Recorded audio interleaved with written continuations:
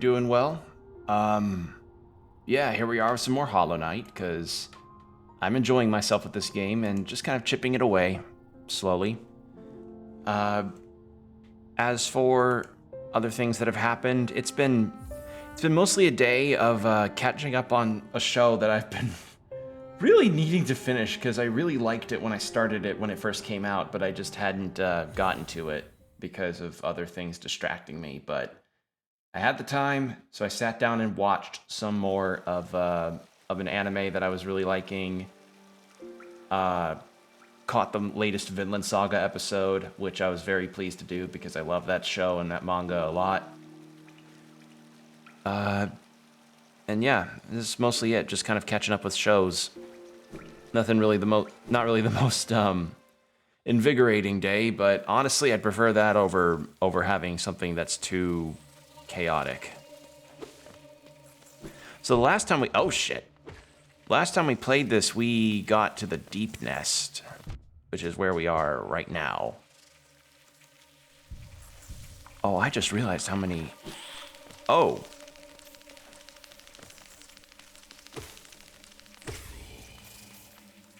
Okay, so we got revival bugs. I'm actually going to see if I can find a stag station to turn in all of this geo. I'd like to do that. And that looks like it might be it.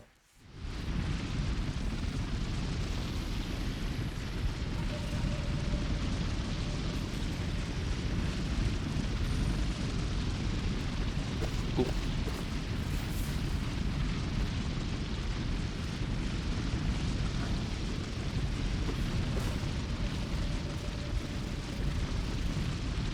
What is this way? Did I don't think I made it in this direction the last time I came here. Oh, wait, that's a blocked path. Oops. Hold on. God damn it. There we go.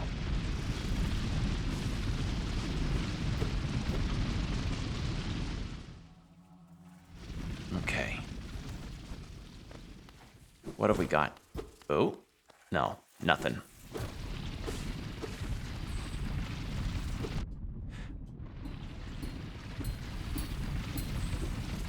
Oh, shit.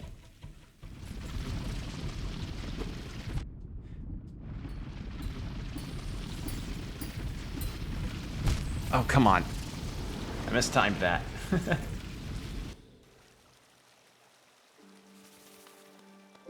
What? Okay, now I know there's nothing there. So I'm just gonna go grab my soul and then... Well, actually, there may be a reward. I might as well do it.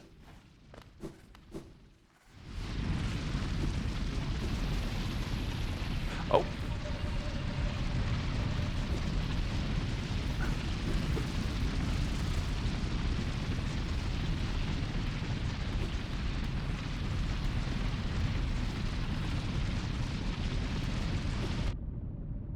Nah, screw it. No! Oh, come on! Timing on that is really strict.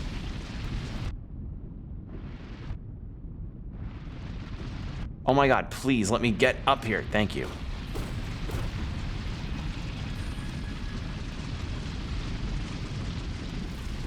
There we go.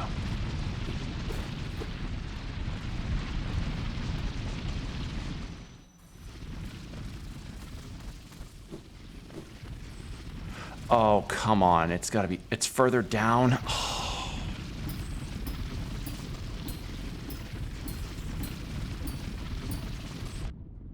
But what? What? What? What? What? I thought I was close enough to the wall. Okay, I guess not. Well, never mind on spending that geo then. Alright. Cool. I thought I was close enough to the wall-to-wall jump, but I guess not.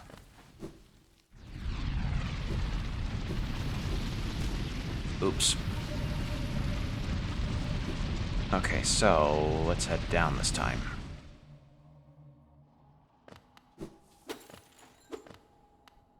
Ooh. Ah. The corpse of a Garpede.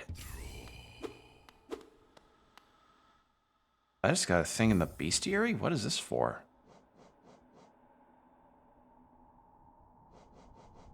Where is it? Garpede, Garpede, Garpede, Garpede.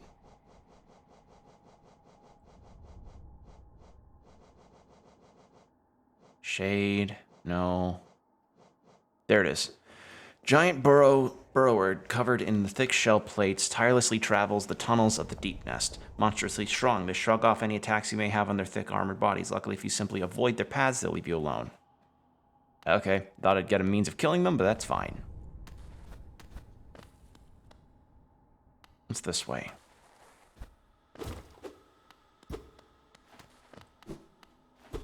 Nothing.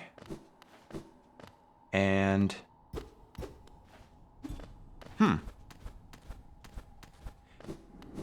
What's over here? Something I can't pass through.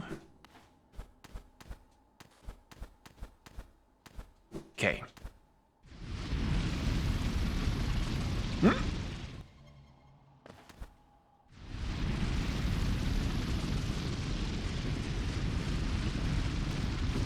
Shit. These things. The timing on getting through them is not very generous. It's this way. There we are. And then there, here. I'm not even going to attempt the thing with the,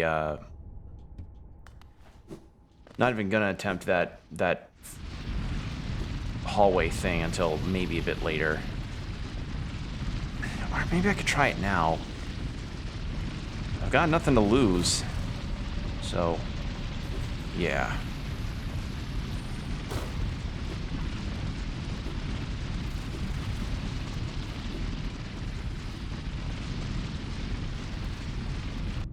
Ah, shit.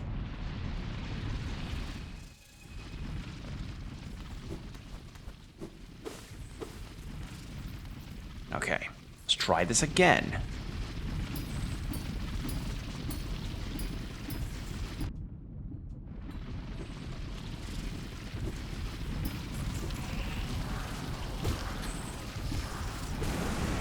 There we go. Got my soul back. Now the problem is, I only have 1 health. Oh, fucking come on.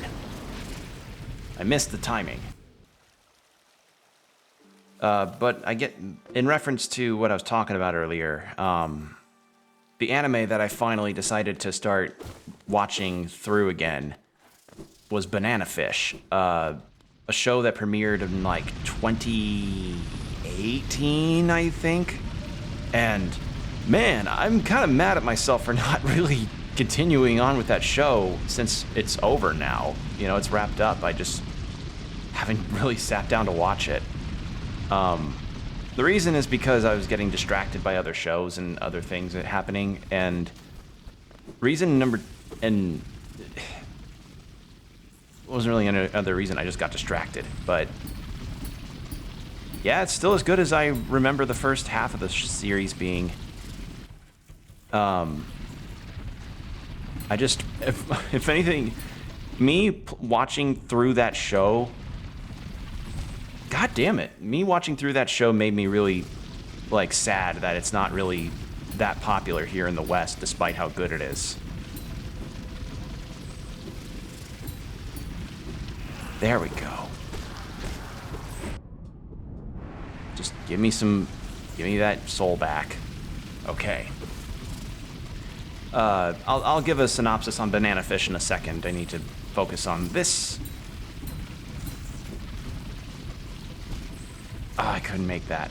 Oh, and I have to start over again. Oh, lovely.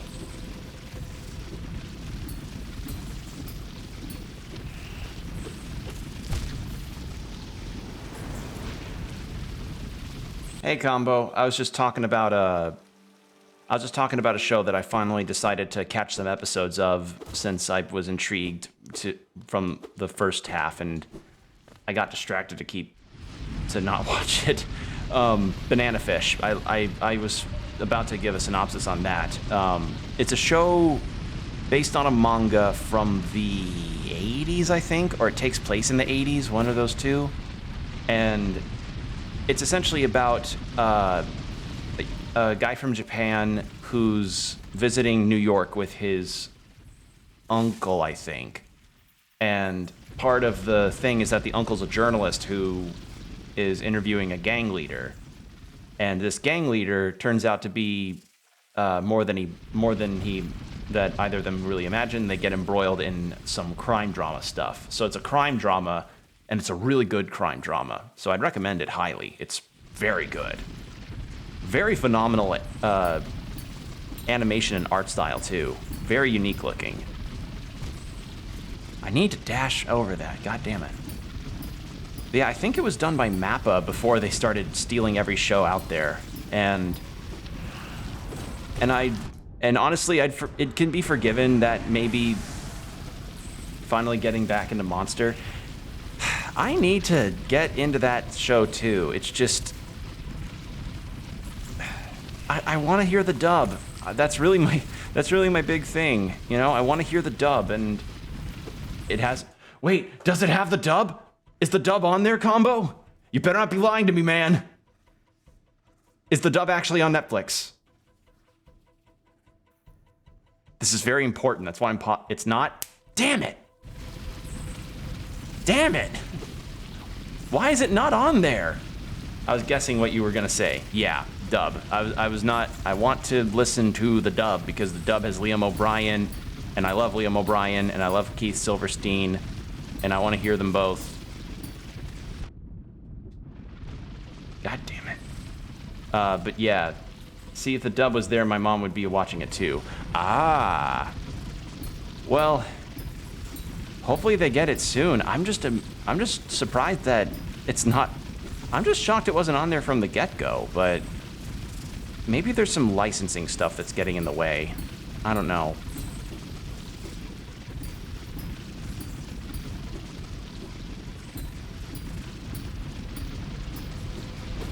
There we go. Fucking finally.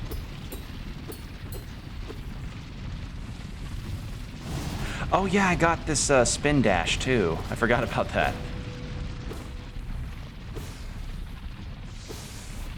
Do not tell me. Oh no.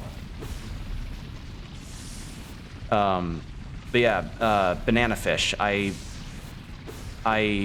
started watching it again, and I'm kind of mad at myself that passed me for not dropping, but kind of stopping with it for a while, because wow, is that show good. So go watch Banana Fish. Try and show Amazon Prime that the show deserves to get some kind of Blu-ray release and a dub. Because I imagine a dub would be really good for that, and fitting too, since it takes place in New York.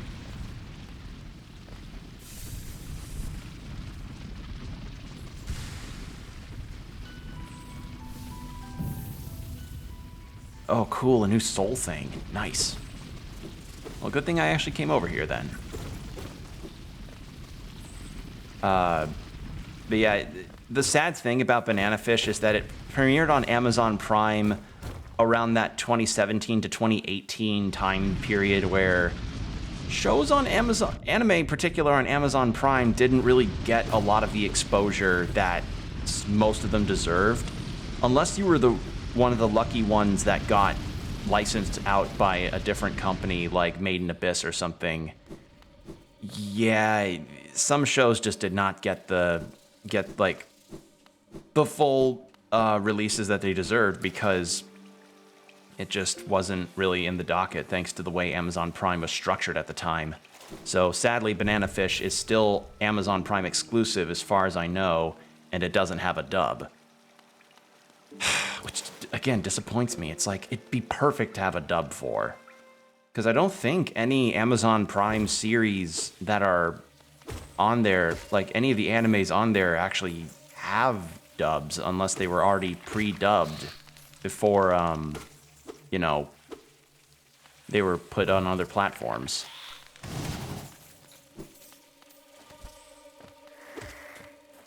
And you know, for some, that's fine for a series to not have a dub, but I always find dubs as not only like a cool way to see an interpretation of the source material, but also some dub performances are really goddamn good, and I could see Banana Fish doing really well with a dub. Plus, there are also some who have specified circumstances that that would mean a dub is a bit better for them. Like, I've got a friend who is... I've got a friend of mine, and she, she's kind of pretty much all but blind in terms of her vision. Like, she can see people in terms of, like, their general shape, but she can't really make out small details very well, like, at all. Like, general shapes and such she can do, but details, no. Like, she can't drive because of how bad her vision is. Glasses don't even help. And that's why a lot of the time with anime that she watches, it has to be in dub. Because if it's anything else, because if it's subtitles, she can't read them. So she'll just not know what's going on unless she learns Japanese or something. So, yeah.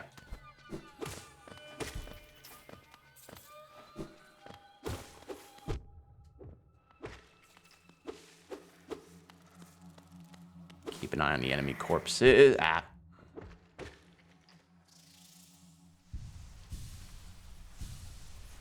But yeah, lots of anime watching mostly has been my deal. Still plan on trying to get through Beastar Season 2. I just haven't... I just wanted to get through Banana Fish first, because that came first, and honestly, I'm kind of glad I went with that, because Banana Fish is really good. So yeah, please go watch Banana Fish. Give it some viewership. It's very well done.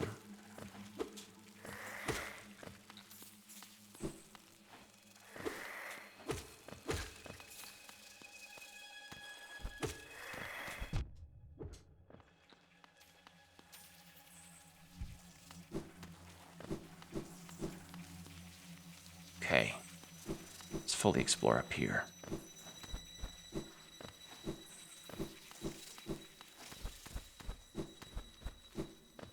But yeah, I also watched the most recent episode of Vinland Saga. Again, I'm incredibly happy with how that adaptation is turning out. A series that I've been reading for so long, just so happy to see it being adapted as lovingly as it is. Have you seen the non-stop Twitter retweet meme? Stuff like My Dragon Quest, My Blood, Born My Night Hollow. What? My Dragon Quest, My Blood, Born My Night Hollow. I have no idea what that is. Is that some kind of... I'm not, despite me being on Twitter and on the internet for an unhealthy amount of time most of my days, I actually don't really tend to pay attention to a lot of some of the modern meme vernacular. Because, how do I put this? To me, a lot of modern memes can sometimes, like, a lot of the modern memes and terminology can really feel like I'm listening to a new language. Like... Oh, that's not... Ooh, okay. Figure that'd be it. Are you a friend? You are a friend. Check Discord. It keeps popping up. Popping you and some of my followers are doing it. What?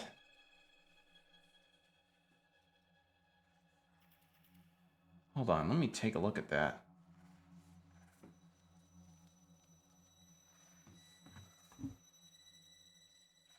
What the shit?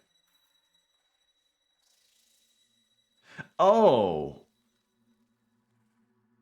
Huh. Oh my god, even the... What the fuck? Even the Witcher and PlayStation UK Twitter accounts are doing this?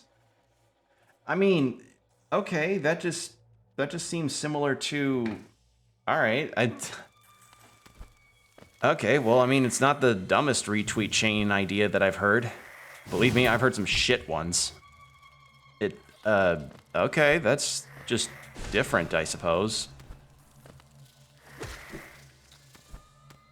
again, like a lot of modern Twitter stuff can kind of just feel like the equivalent of, I know those grunts. A lot of it can just feel like it feels like the very fabric of language itself just gets pulled apart whenever some social media stuff gets involved and you learn new things.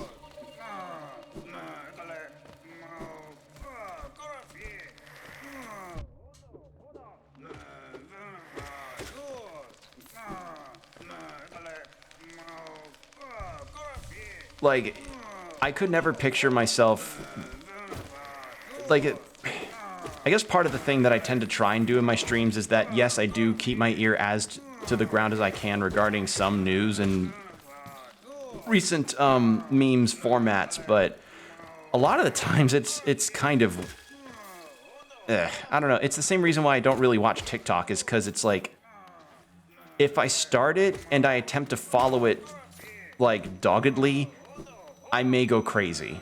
that may be it. I just feel like I'll go crazy if I attempt to try and follow it to the exact details.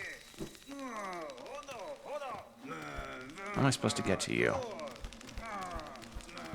Oh, you were a corpse thing. Bro, that sounds so wrong when you close your eyes.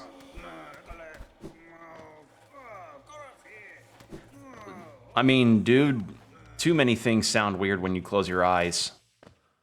Or when you fall asleep, but because I miss you, baby, and I don't want to miss a thing. I didn't see where that arrow was pointing. Shit.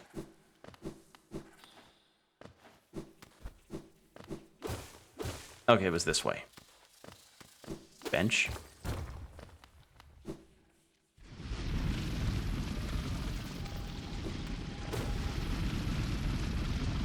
Oh no, the bench was up there. Well, I know where I'm heading, actually.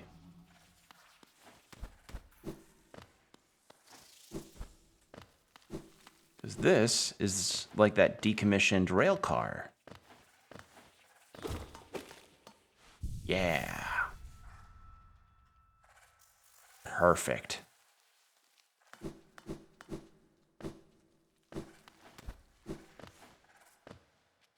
I don't know what's this way, but I want to try and free Zote if I can help it. I was about to call him Zotin, but no. Zoltan's is a Witcher character. See, I see the Witcher Twitter account and my mind immediately goes to Witcher.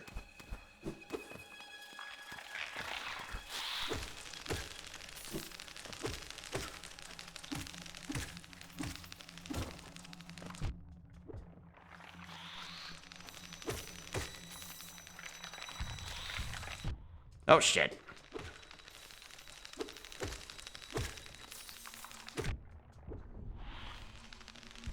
Oh my god, how many of these things are there?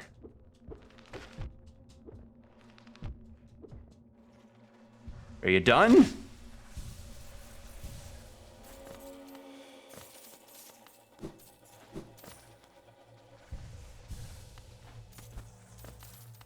Okay. But yeah, meme vernacular and TikTok stuff, I just don't even bother with it. It's not to say I probably won't ever attempt a TikTok account, but I don't know. TikTok has done a lot of things that reinforces some behaviors that just rub me the wrong way. Like I've mentioned before about the whole like using a myriad of things for content type of situation, and that it's like nothing's off limits, much like to the Pauls, you know. I don't really know much about TikTok. Yeah,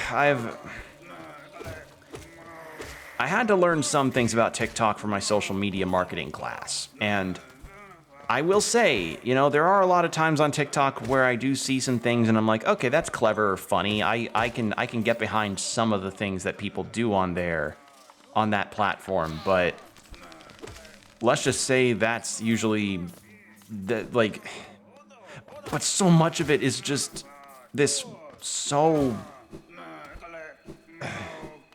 I don't know. Also, can I not get to you? like, I don't know, I'll see, like, I see, one that I remember seeing was somebody making fun of a dude's hair when he was doing that, hey, so seductive thing. And it just kept, like, reposting and reposting to different people holding up different things to represent the guy's hair. Or the four guys that did that cover of that one song from The Hobbit. You know, that stuff's cool. It's just,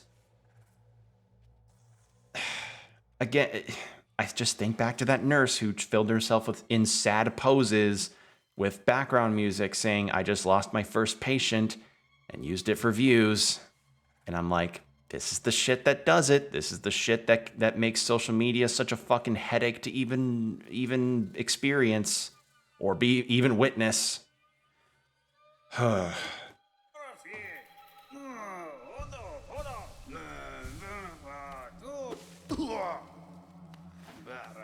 right, before I talk to Zot, I'm actually going to go use the bathroom real quick. So if you'll excuse me for just a moment.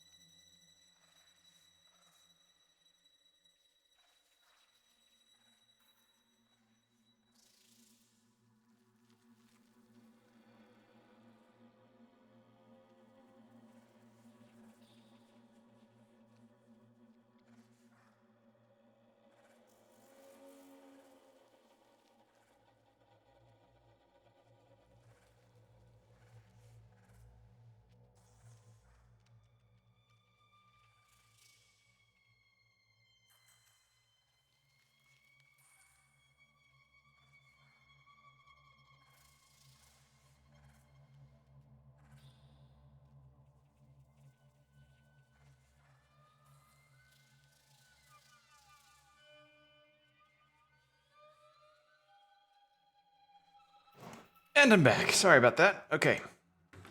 So here we have Zot. I think I remember the voice I did for him. Hi!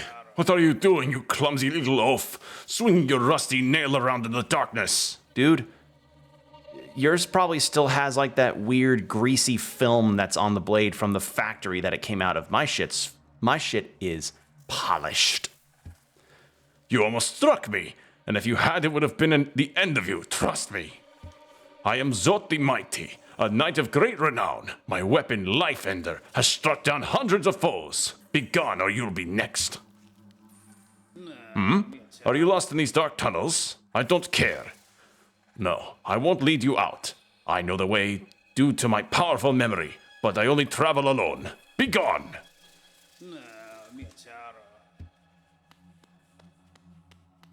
Let's see. So I freed him. Okay, and then we found a bench up there. Sounds vaguely Russian. It's the best that I could do. Honestly, I'm not a voice actor, and it's evident. I did what I could there. Ooh, King's Idol.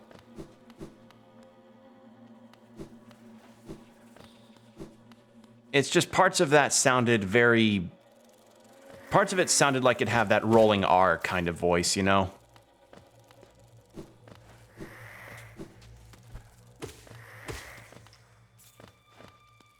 Let's see. So down here... Also, hey, Ice. I was just telling chat about Banana Fish, which is a show that I started catching up on a little bit, and I'm kind of pissed I didn't do that earlier because I really like it. Very good crime drama.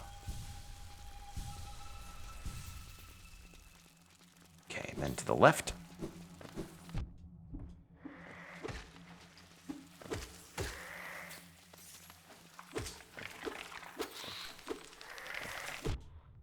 Come on. Please let me... There we go. Honestly, a big Russian bear voice out of that mite is perfect. Yeah, it would kind of come off as him trying to make himself a deeper voiced person to sound cool because he thinks that's what the deal is. Especially since he calls his nail Life Ender.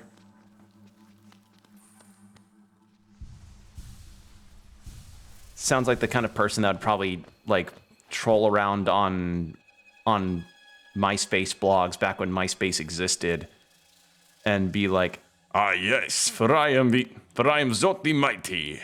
This is, and I commissioned, and I did a $3,000 commission for a stainless steel nail that I have dubbed Life Ender. Please retweet it. actually, no. I don't know what the MySpace version of retweet would be. Please make sure you give me all of your Reddit gold.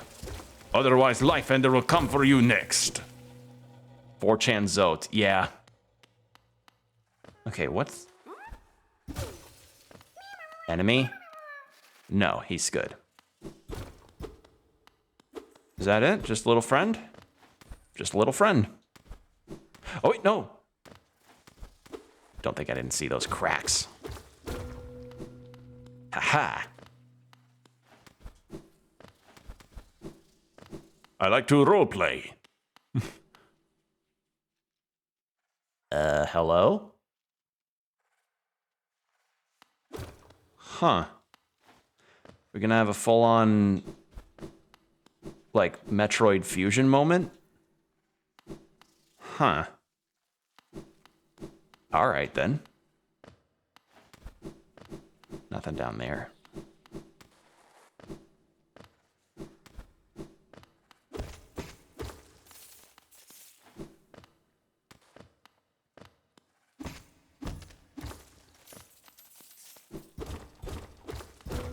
Every Metroidvania has to have at least one or two hidden... Oh, hello. Has to have at least one or two hidden walls.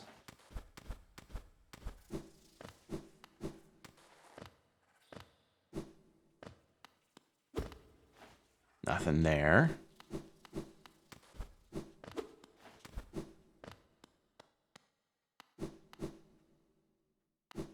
What's this way? Aha! Get that money.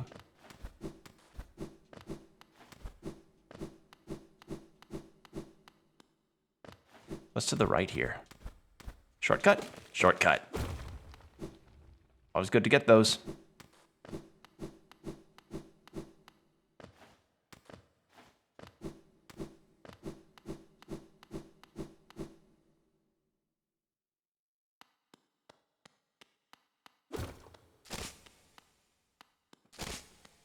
Oh, those are unsettling sounds. Oh, I'm seeing the webbing.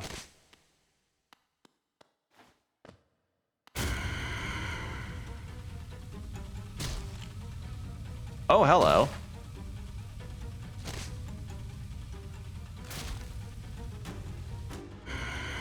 Nosk.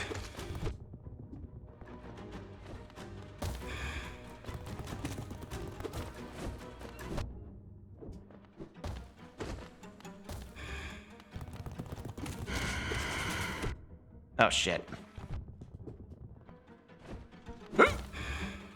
Oh, shit. I'm not getting much opportunity.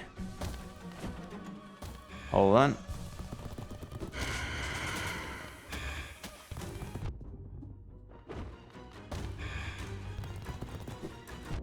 Okay, I thought I could wall jump off that. I guess not.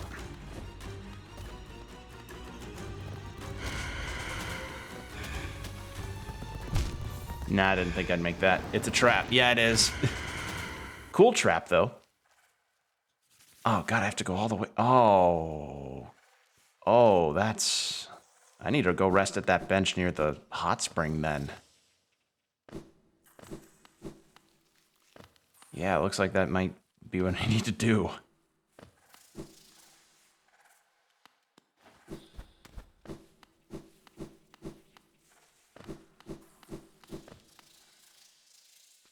Okay.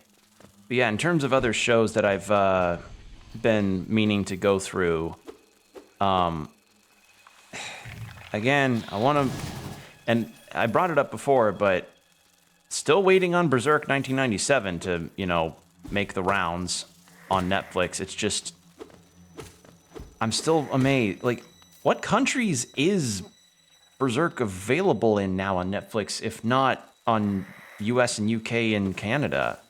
Because I figured, if anything, they would start with those and then move them to other countries outside the US, or outside of the immediate area there. But, I guess not. I guess that's just not the idea they went with at first. But it feels like such a, why? Like, but again, I guess that's just the magic of geo-blocking. Same reason why Hulu, same thing why some probably use American IP addresses and, oh, Quirrell. Same reason why people probably use VPN in countries outside the US to use Hulu. Oh, hello! What a thrill this is to find such a warm comfort amidst the den of beasts. This is a ferocious place, no doubt. Supposedly there's a village deep in the Warren. Its inhabitants never accepted Hollownest's king. Why not join me for a time? These waters do wonders for weary legs. Well, I already just did. Let's get that. Okay.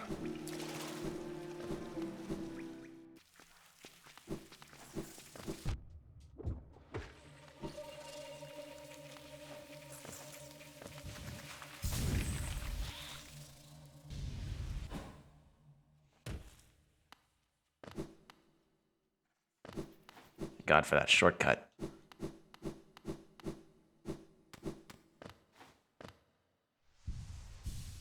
Okay. See if we can do it this time.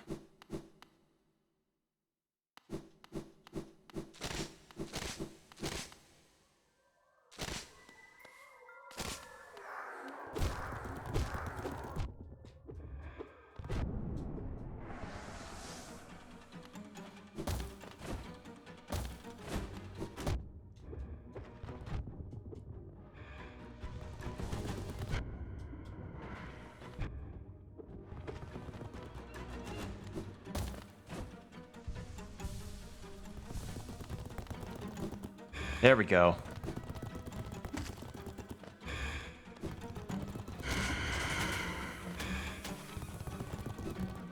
Okay, so I have enough room to at least dash over him. Why did I do that?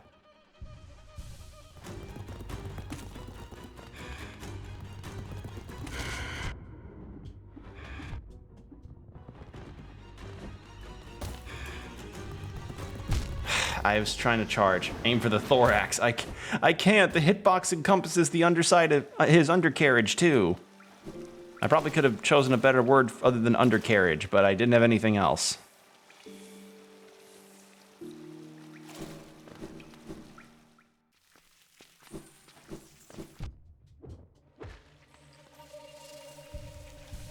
Okay. Whee! Beep.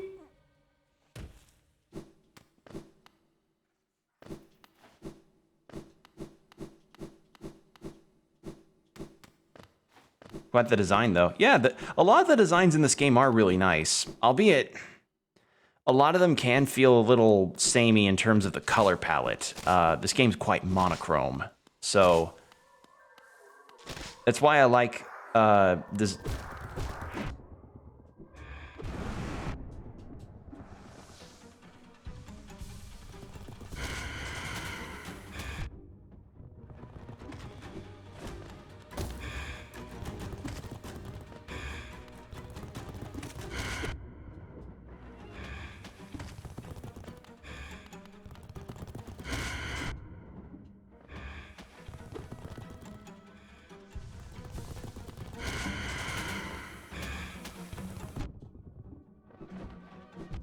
Oh my god, come on.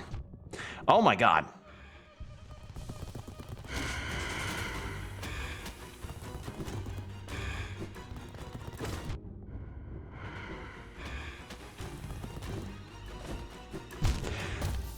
I'm having a hard time predicting what it's doing next. Honestly, because it's only got like 3 attacks, and I'm not really good at predicting whichever helps. Want to try the Dung Defender Charm? Passive damage might help. Good point. Actually, what was this again? Draws in souls from the surrounding air.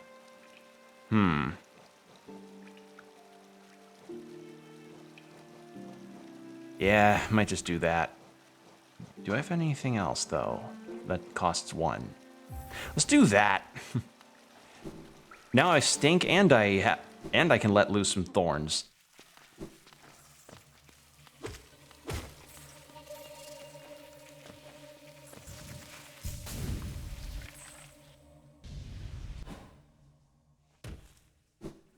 Yeah, the problem with that is, like, I can't really tell in terms of telegraphing what its next move is going to be, so that's why I'm having a bit of trouble. And also not helping is that the shadow of my shadow for some reason is like just inside the arena enough for the fight to initiate. Which kind of is really annoying, because it's like, oh, it can take pot shots for... Eh.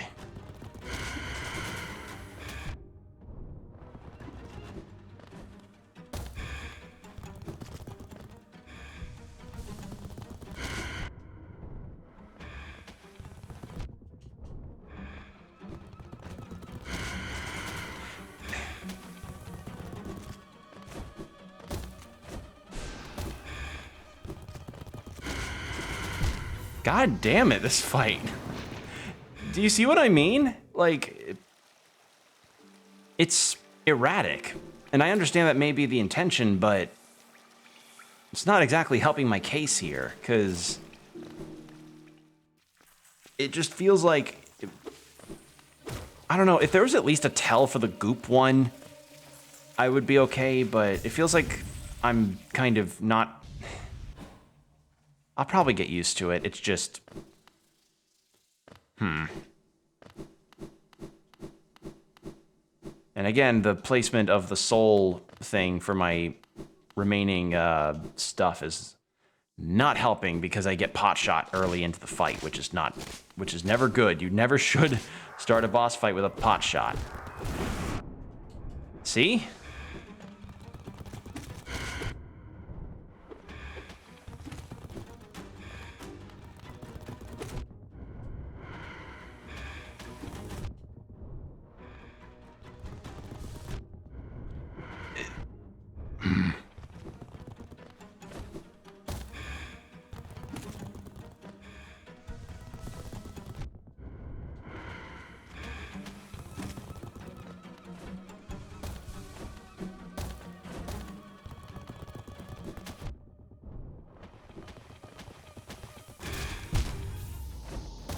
Switching rapidly between platform corners could help.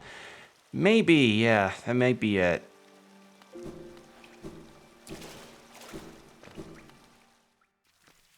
That might help. And apparently he gains a move that lets him run on the ceiling. So that's fun.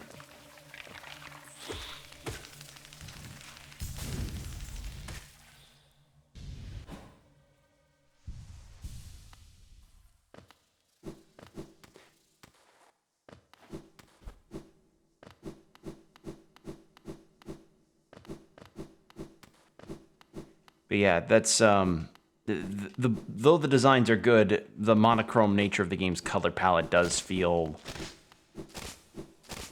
it kind of makes things blend a little bit together. There we go. No pot shot for you, jerk ass. If my dash had iframes, this would be a bit easier on me.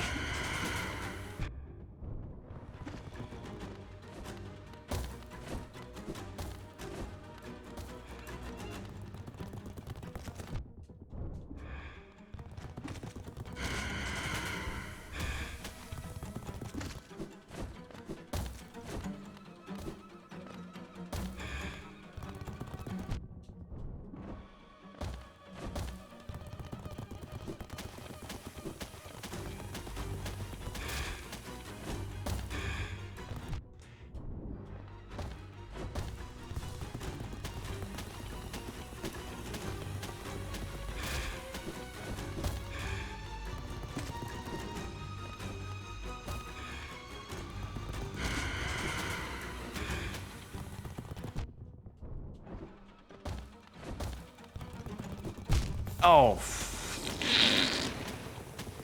He dropped it on me.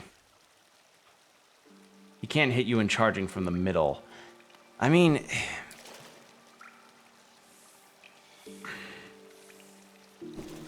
Again, the lack of a tell in what he's doing, that was better than last time. Yeah, it was. Only issue is just, again, some of those attacks are just hard to really get a grasp on what he's about to do next. Like, I know I can do this fight. It's just... If I at least could know the goop poop. When he's like sharing his BO with everybody, that may be different. I mean, I probably shouldn't speak much considering I literally have one boss's BO as a move.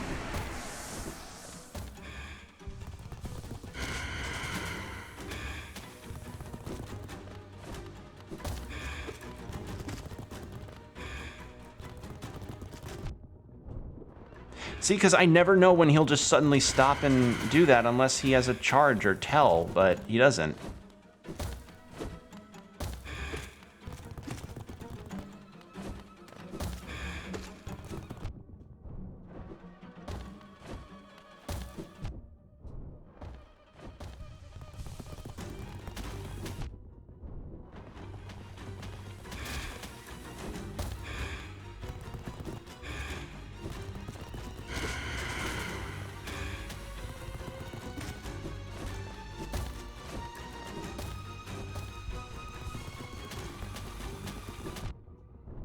Okay, that was my bad. I dashed into that.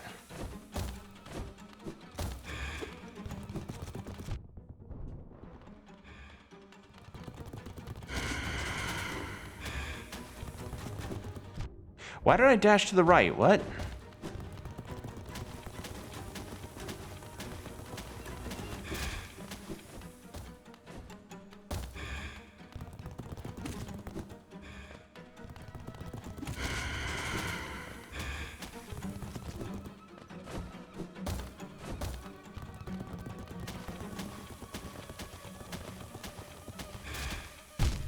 Oh, come on.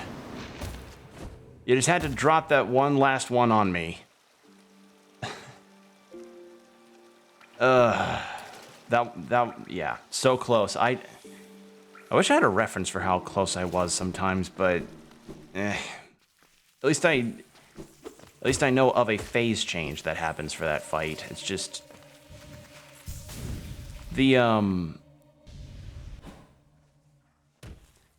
it's just I never know when he'll stop on a dime and do the goop attack, you know? So if I could at least read that in some way, but I don't know how, because it's literally just instantaneous. I'm charging up so I can get my soul back in one hit.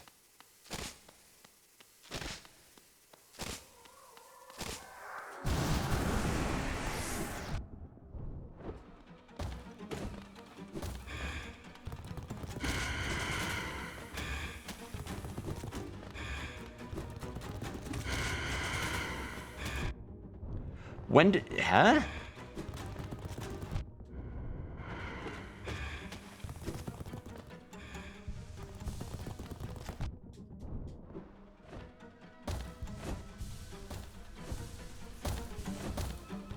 There we go, full health.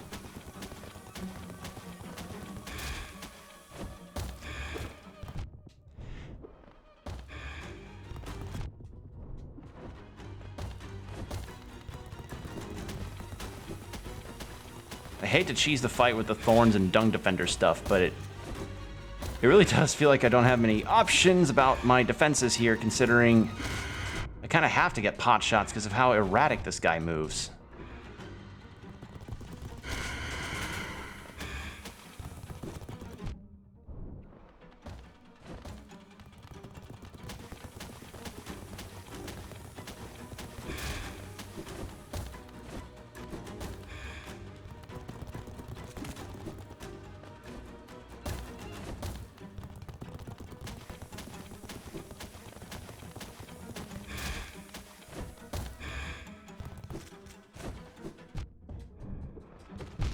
Oh, you ass. Man. Okay, so starting off without getting pot-shotted was nice. That's a good idea. Need to do that more.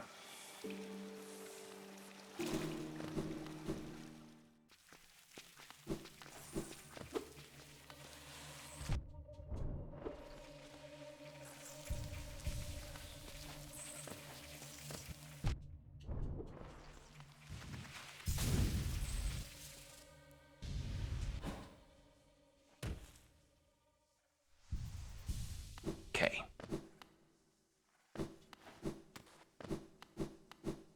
I mean, at the very least, the trek isn't long. It's not the Mantis Lords, but then again, the Mantis Lords were a better boss fight. Like, the Mantis Lords were difficult, but at least they telegraphed their attacks a bit better than this.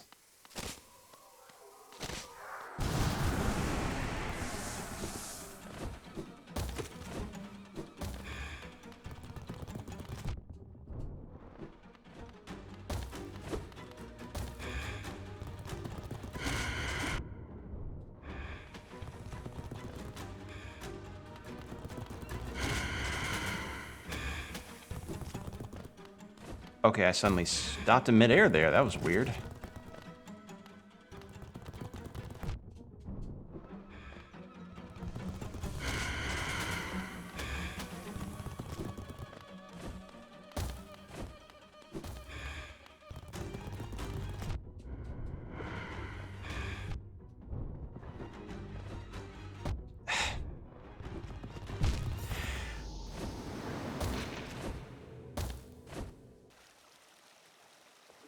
Yeah, I have no comment on that one. That was a terrible attempt. I just kept running right into him. Like, again, it's... I never know when he'll stop and do that goop move. That's it. I just never know when he'll stop and just start kind of sweating on everybody. Like a poorly hygiened Magic the Gathering player. Like, I just never know when he'll just stop and do that. So I end up thinking like, oh no, I can close in and start attacking. No, because sometimes he follows through on his walk. And I'm like, God damn it, Nosk. Make your mind up. Or give me a tell. Ugh.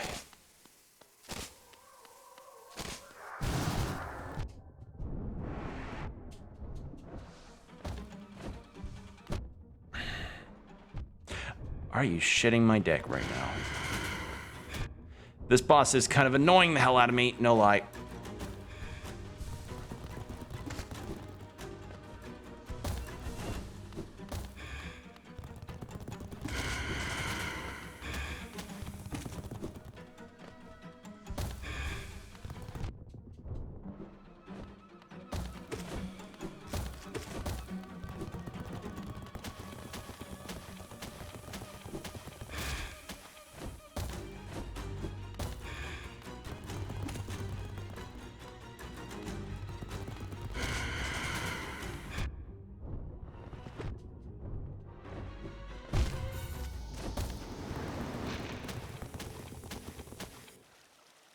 Well, I think I may have found my least favorite boss in the game so far. Like, so far all the bosses have been fair. You know, I've died a few times to some of them, but other ones have been pretty good at being fair with the mechanics and everything, but this one just feels like, again, I can't get a read on what attack they're gonna do next because they don't have a tell for some of these. There's no wind up to some of them, you know?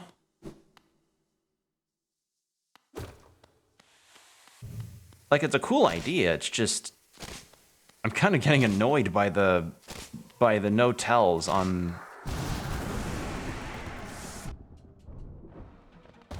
these moves.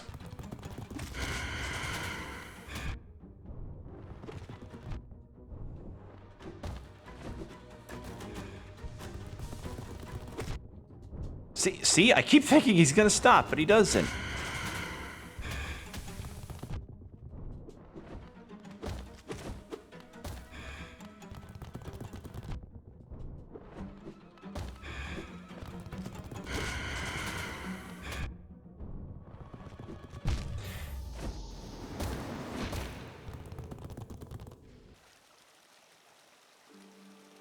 Can you hide in the tunnel as a cheap shot? No, because...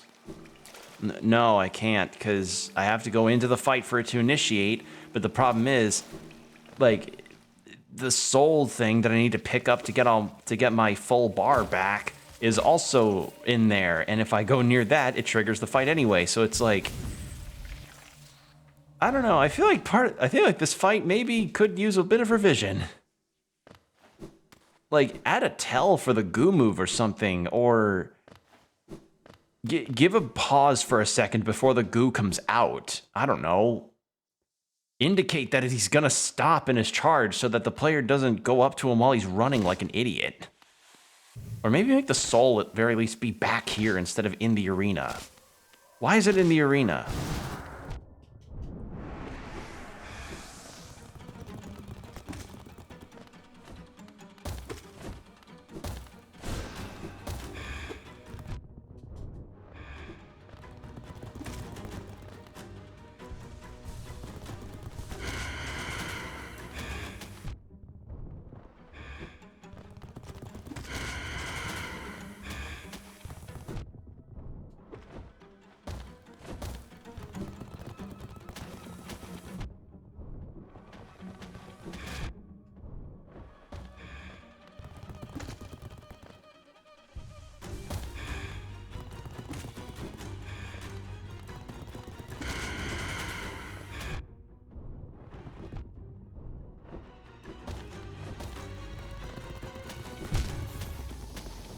Yeah, that was a terrible attempt again. There's not really a whole lot else I can do that can make that fight a bit better. Because I've got the thorn thing, which already does, the tunnel is still open though after you trigger it, run back in. I don't think it is. I don't think it is. I think the door closes just as I get in there. Or I get close enough to it.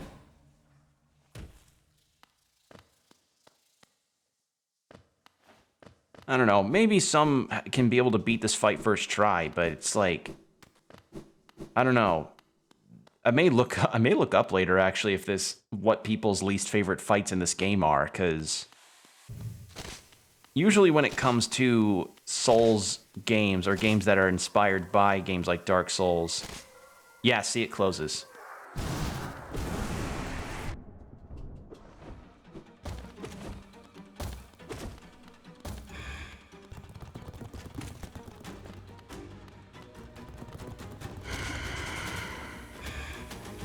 Because every game in some way has their least favorite boss, has a person's least favorite boss, so I'm curious what people's is with this one.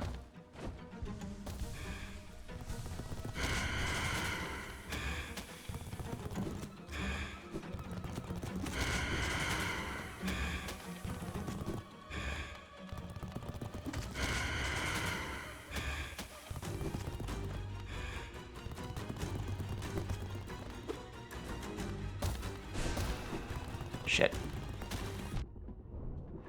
Okay, I just stood there like a Dumbo.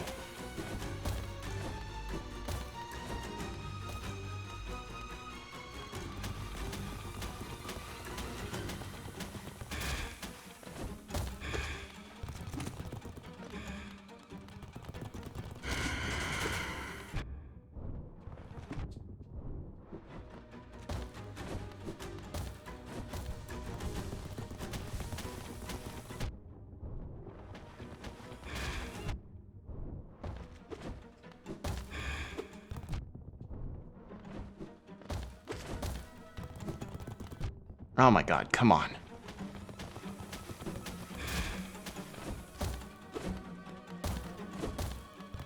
Really, dude?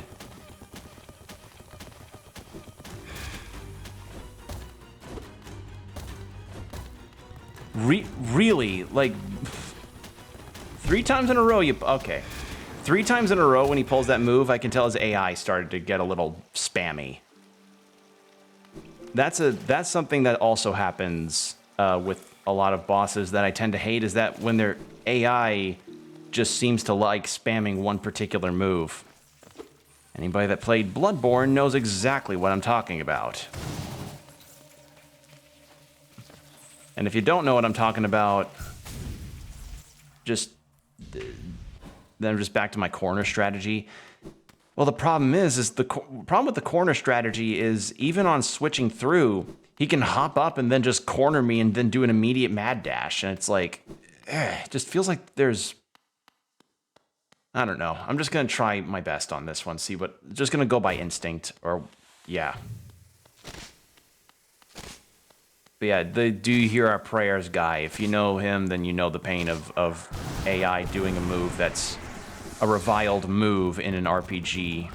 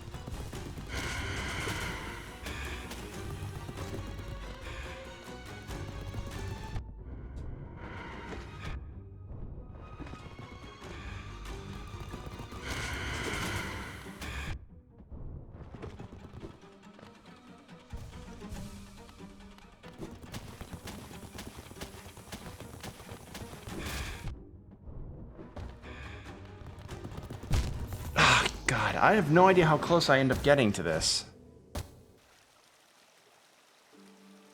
That was better, though. That was better.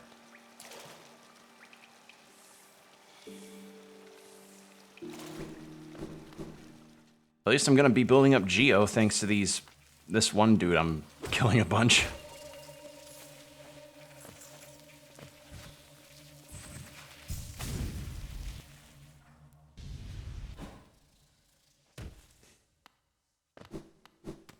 I have some techniques that I can pull off to maybe do some damage, but I'm not feeling hopeful on that one.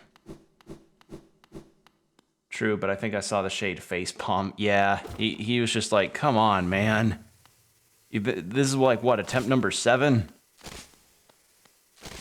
And to that I say, well, maybe if you didn't hang around in here eating this thing's Doritos and Mountain Dew like a chode, then maybe I'd actually be able to do this a bit more cleanly.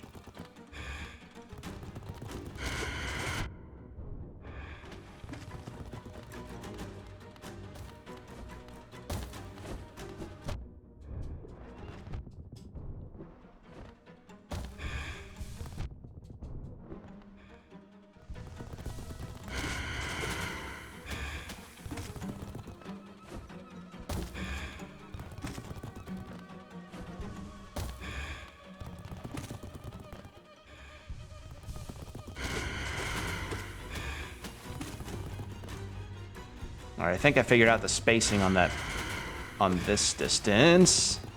That should do it.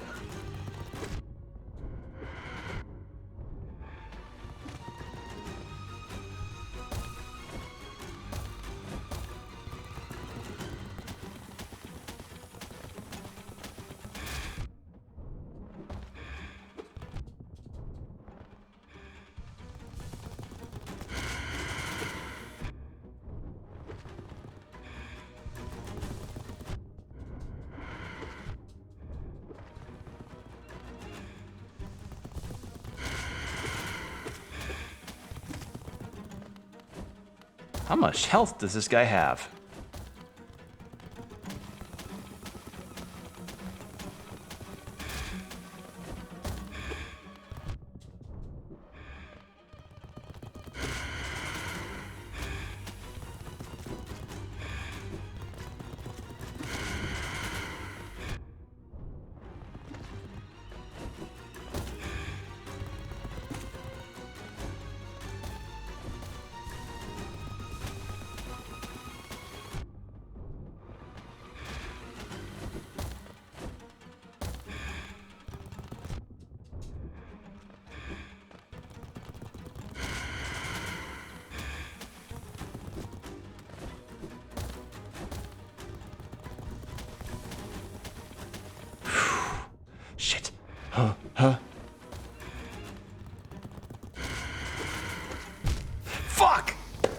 Oh, come on. How much health do you have, you jerk? Jerk? Jerk, how much health you have, you jerk? Come on. Come on, man. Why you... It's me, why you have so much health, you jerk? Never say you figured it out, it jinx you. God damn it. I at least know the distance with the goop move that I should be taking, which is a plus. So I can get some pot shots in. I don't know, his health just seems like... He just seems to have a lot of health.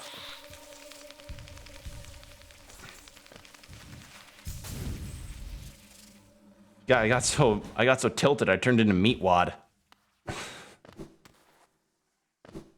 Oh shit, come on. It's me, Meatwad. I'm playing Hollow Knight. That's probably a really bad Meatwad impersonation. I don't know, I've never seen a single episode of Aqua Teen Hunger Force.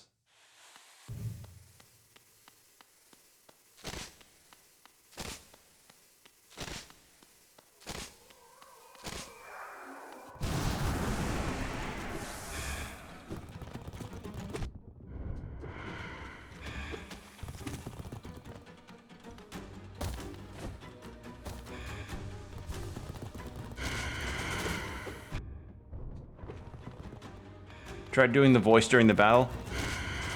Alright, see, here's this... Alright, see... Damn it, I can't replicate it. See, now I'm not even sure if it was a good impersonation. Alright, guys, here we are. Here we are. This is another...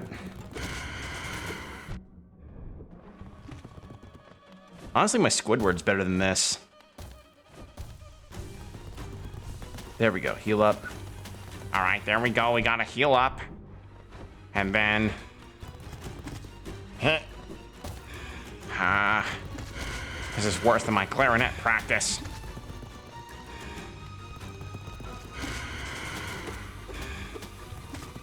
Okay. Okay. Squilliam said that he beat this boss first try, and I don't believe him. The moveset's too bullshit for me to predict correctly.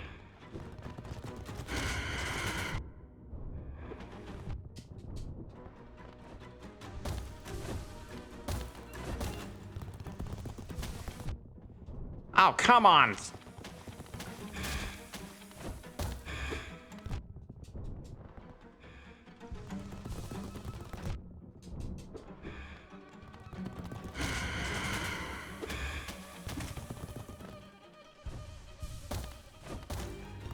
Okay, there.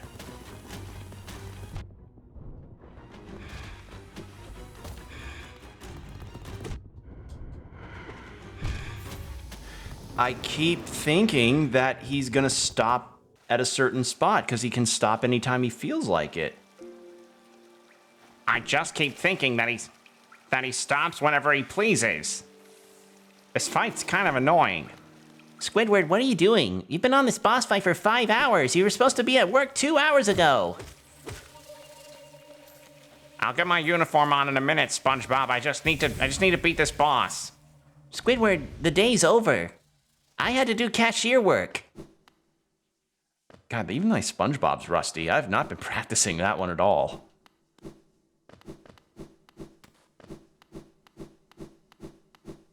Okay. At the very least, starting with the charge move on the soul is the better idea.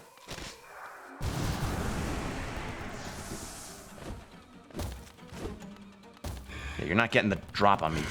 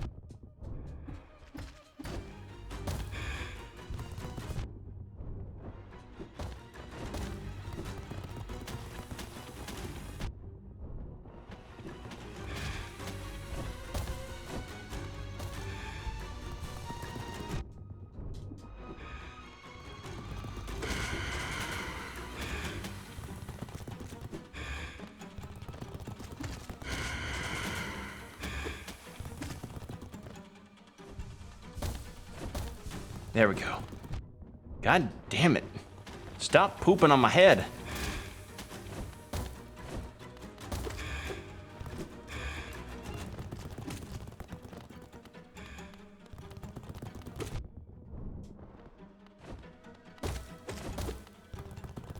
Nope. Don't attempt to heal here. You try to heal while he's pooping on you, he wins.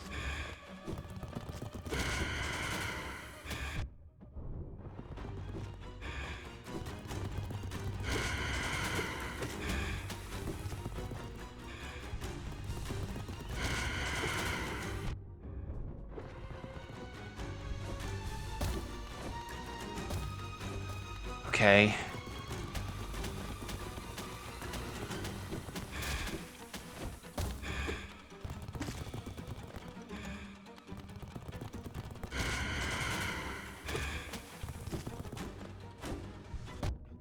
Okay, cool. Jump on me. That's cool. Jump on me like an overexcited lapdog.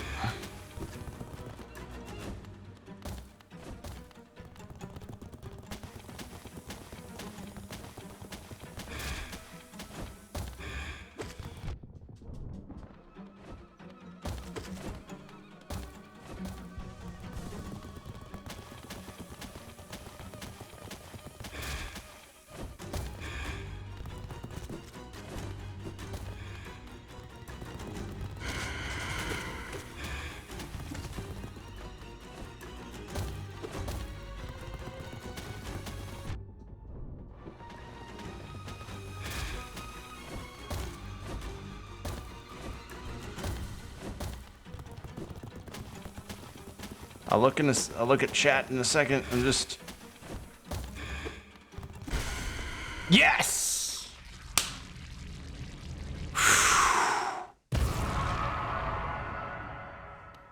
Got you, you son of a bitch.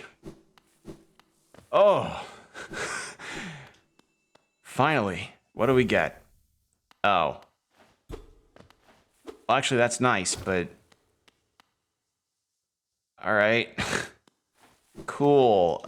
Pale ore. I was hoping for the upgrade that lets me dash through those barriers.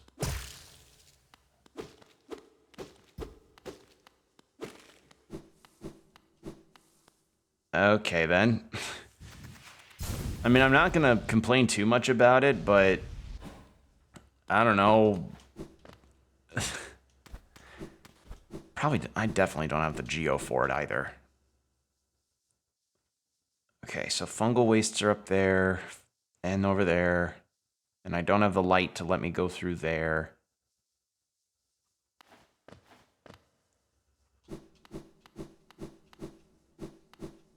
Okay, well, the boss is done, thankfully. And I don't have to do it again. And I don't want to do that again. Although, if I want to tackle the DLC, I may have to do it again. Because, honestly,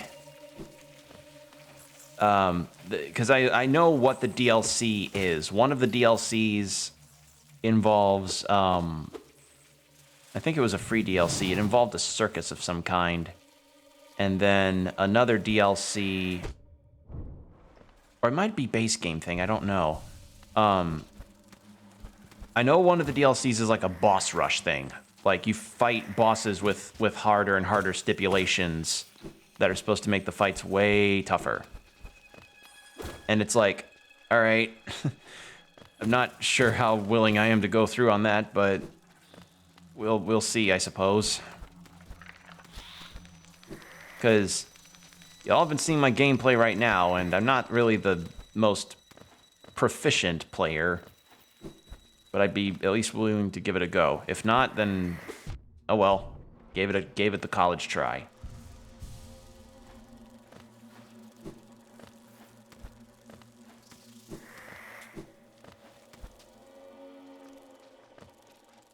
Okay.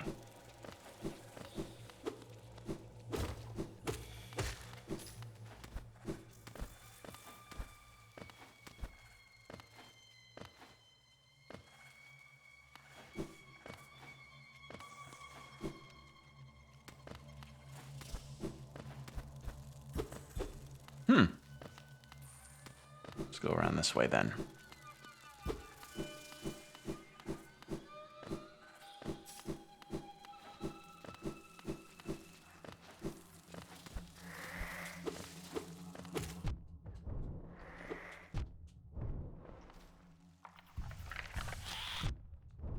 Oh, I forgot you were... Okay, the other two didn't immediately turn into corpse walkers, so I got a little relaxed.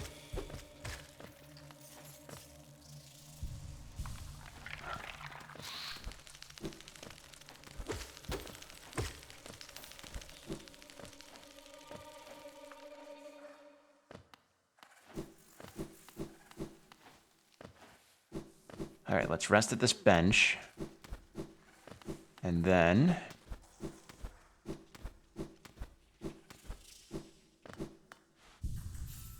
Beautiful. Let's see what's over here, because we got a big old tunnel.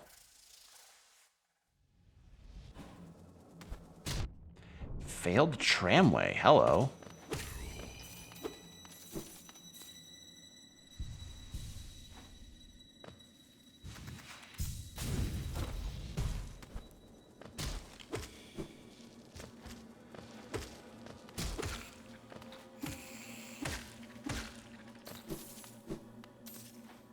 Hey, we're earning Geo back, so that's good. It's done this way. Too dark. That's what that's.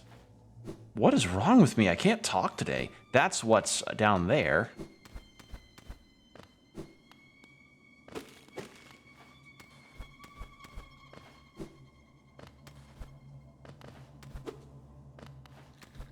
Is there some of them armor bugs? There are. Yay, 2 extra pips. It's over here.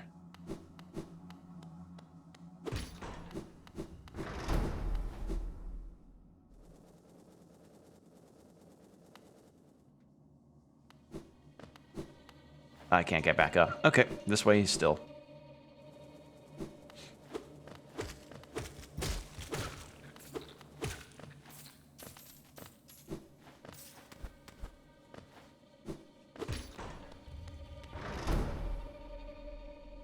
Oh.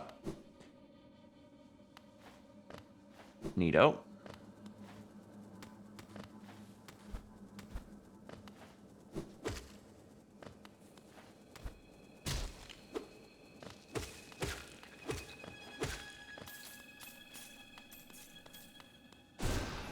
I didn't mean to do that. God damn it. Putting dash on a face button was a good idea, but now whenever I attempt to dash, sometimes my brain just goes like, nah, in this game it's right trigger.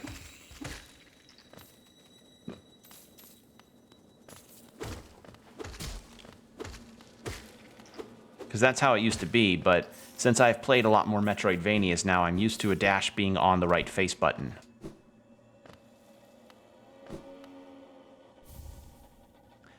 A tram pass, okay. Is that all there was over here?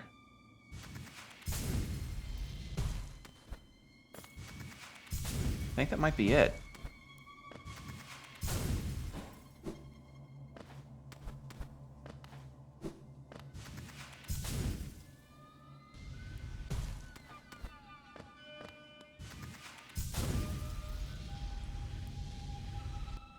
This super dash is really nice to pull off. It's very fun. Okay, so there's Ancient Basin. Oh, that goes to the Ancient Basin.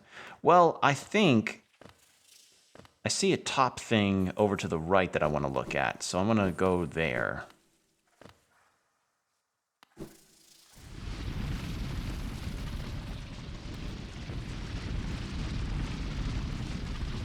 It's near where the fungal wastes are.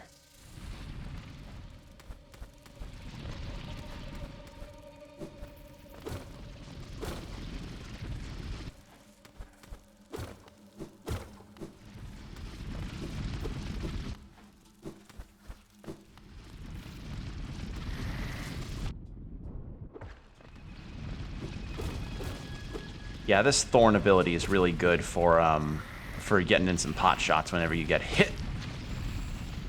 It's down there. No idea.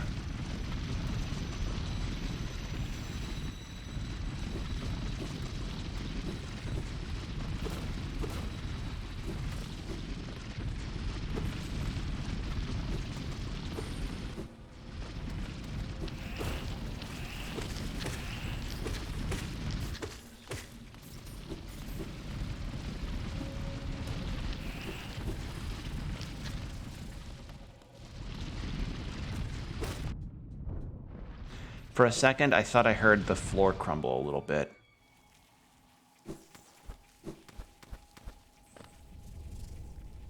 Okay, so all the way down.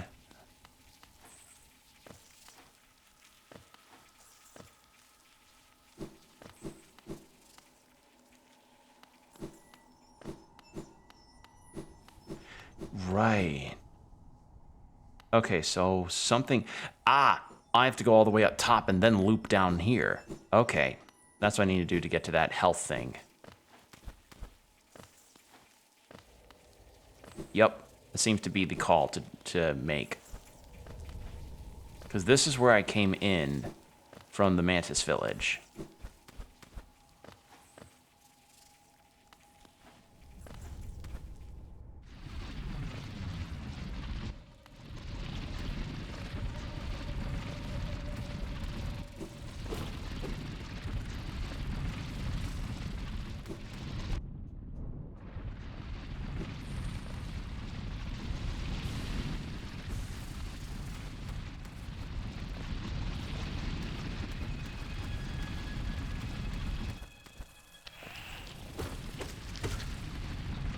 Okay, then it's just left and then up.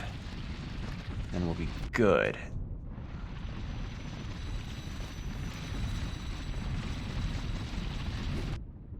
Didn't know you were there.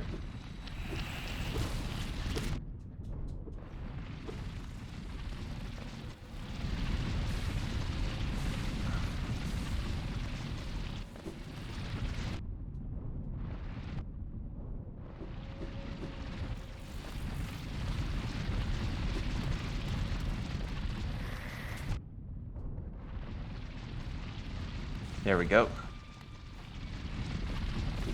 Never mind, that just looped me back.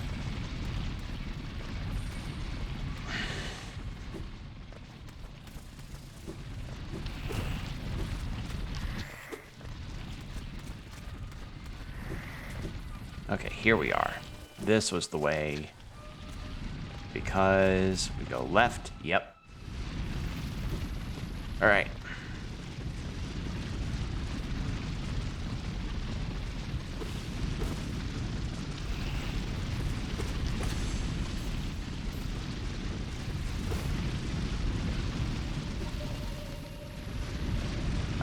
Okay, I thought I jumped. Cool.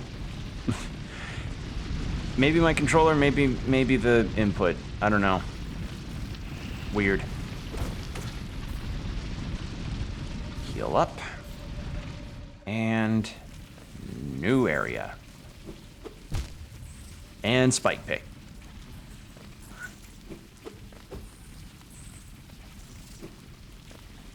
Yeah, I think I'm definitely going to ask that question to some people that have played this game and be like, hey, what's your least favorite Hollow Knight boss fight? Because it's always interesting to learn what people's least favorite bosses are in a game, considering how difficult some fights may be compared to others.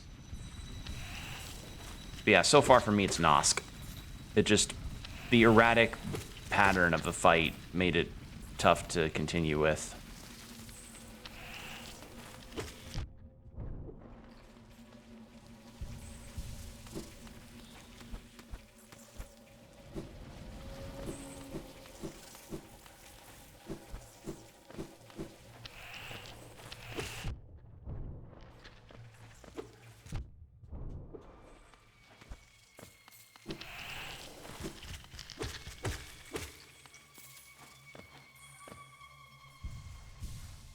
There we go. Heal up.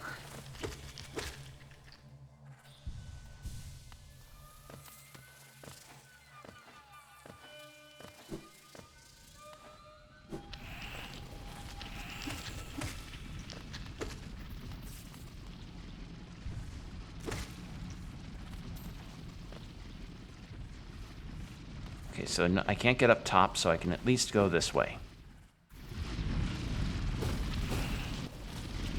Oh, shit.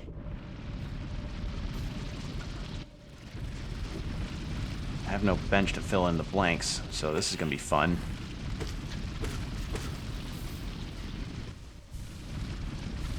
Get some pips of health in.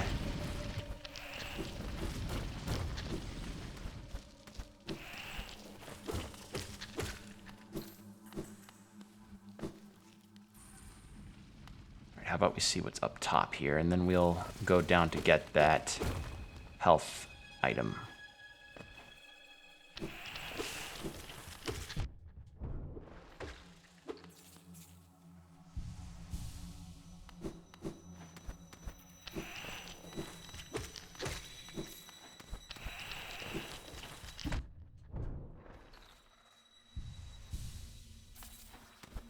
Okay.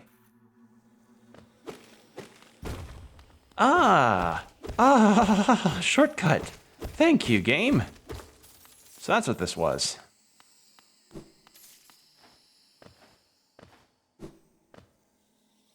Where am I?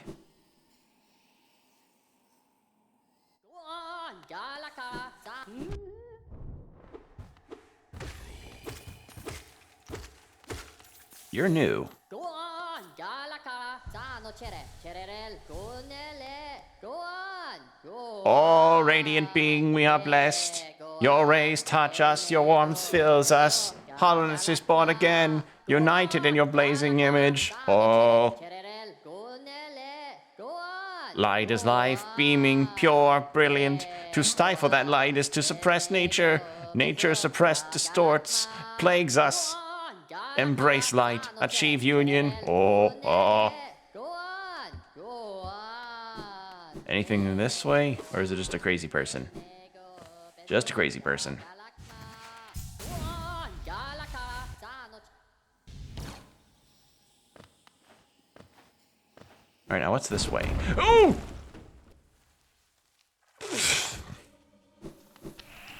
You almost got me, game. It's a good thing I remembered the passageways.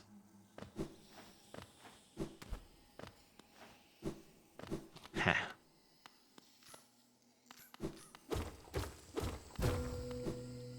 Figured there'd be something there. Ah, I'm back here in the fungal wastes. Ah, well, let's go get that healing item and then we can make our way over here.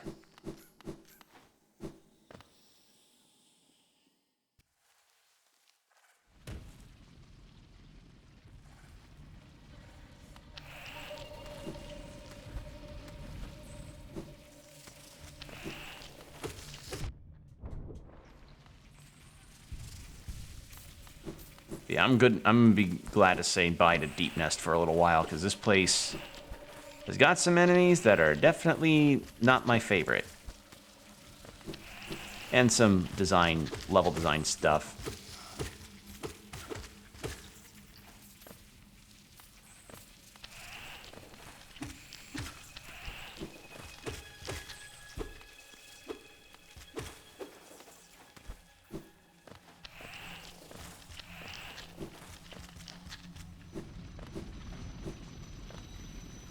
Down here.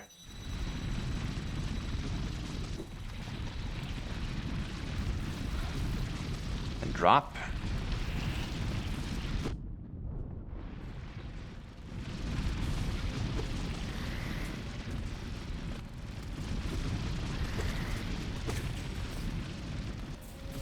Okay, I guess not drop.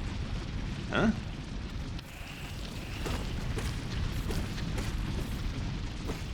Oh. Wait, then how am I supposed to get that health increase item?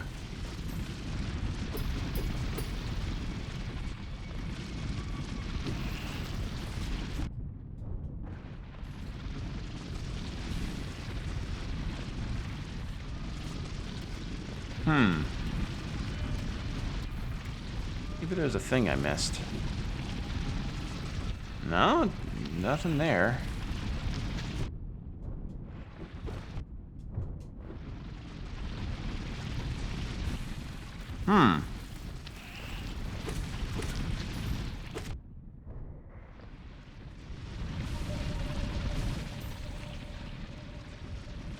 Weird.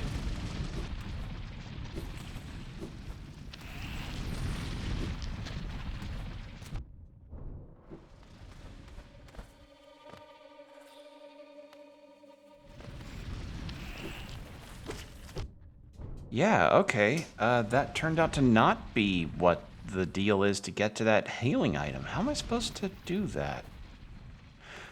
Well, also, there was a thing to the left here. So I found the shortcut to the fungal wastes.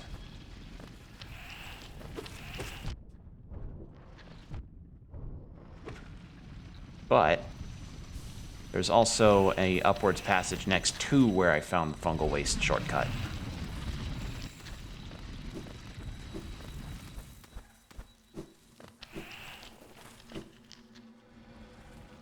So let's check over there, shall we?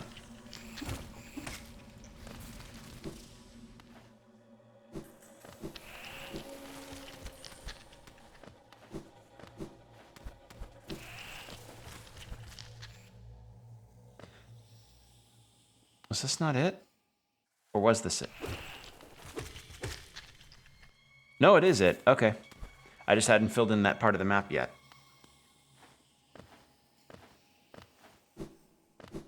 Okay, yeah, that's pretty much all I can explore in the Deep Nest outside of getting that one healing thing, but... yeah. So now we got another pale ore, but... nothing else of super use. Well, nothing else in terms of movement upgrades. There are those two things down there. There's that takes me to the ancient basin. That may be what I need to do. I need to go to that rail car and take me to the ancient basin.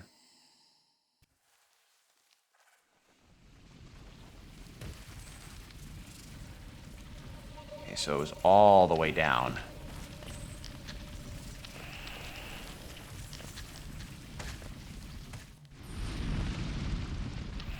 Yep.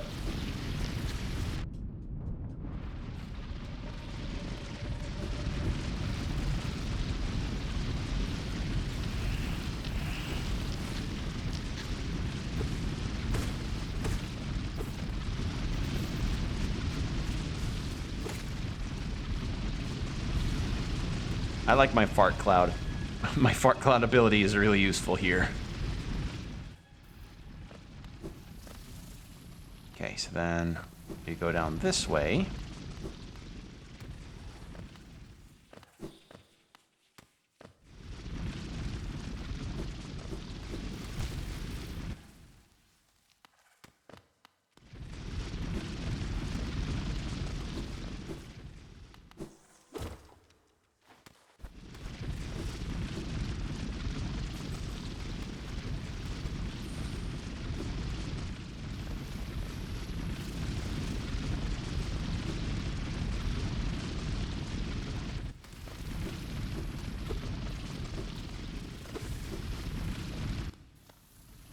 Yeah, and then up and around. And then, nope, not the right down. This is the right down. Heal ourselves up.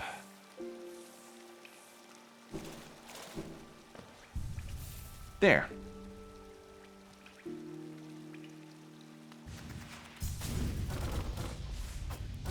Whee!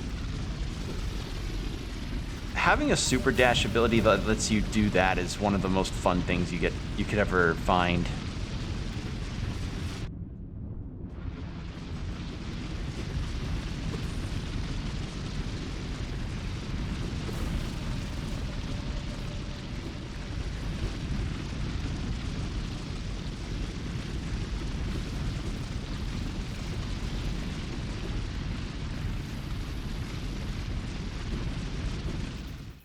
Okay. Rail pass.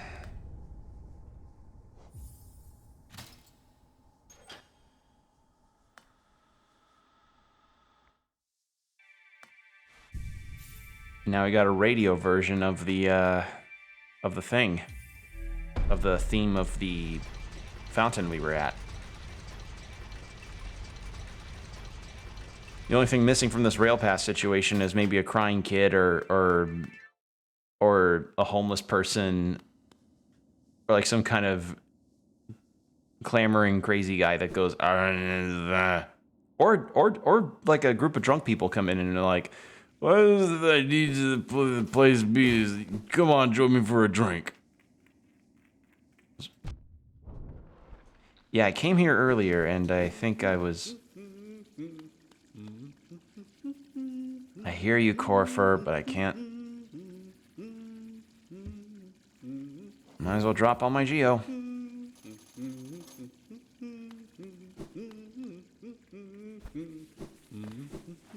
Except now I can't pay for the damn map. I keep forgetting about that. It's a bench that way, so I think I might as well save there.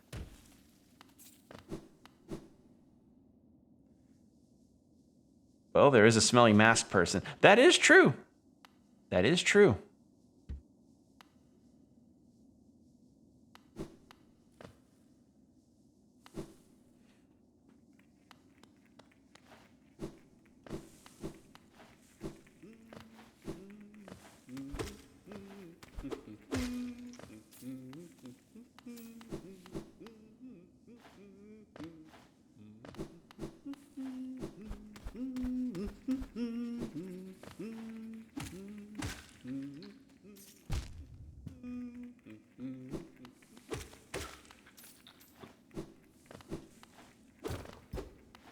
Yeah, there's nothing else I can really do here if I don't have the geo for it. This really screws me over a little bit. Alright, let's head down. What's down here?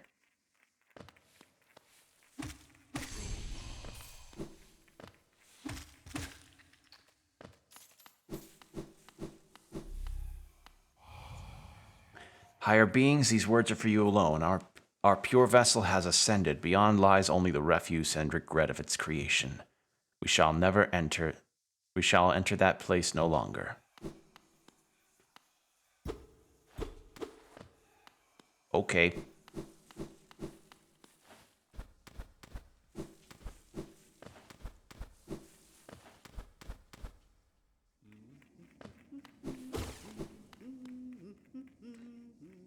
Yeah, you become the very thing you hate, the smelly mask person on public transport.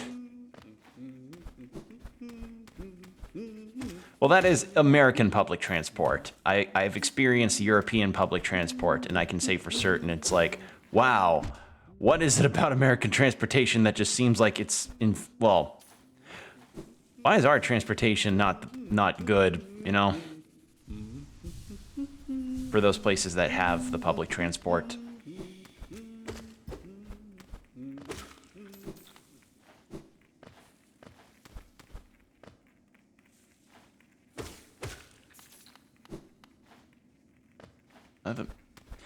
Okay, something's a bit off. For some reason, I guess this happened in a video I recorded too. Automotive lobbying? Yeah. Yeah, automotive lobbying, making sure that public transport stays as shit as possible so that cars can still be appealing. Specifically oil.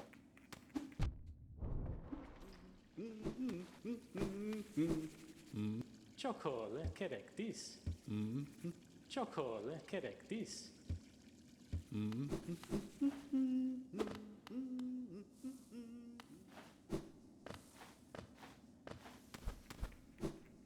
Let's see, didn't this go to the... It did go to the Royal Waterways.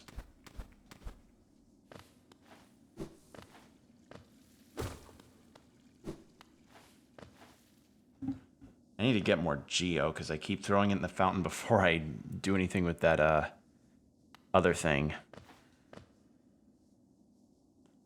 So that goes to Deep Nest. And I already explored the area that's below there.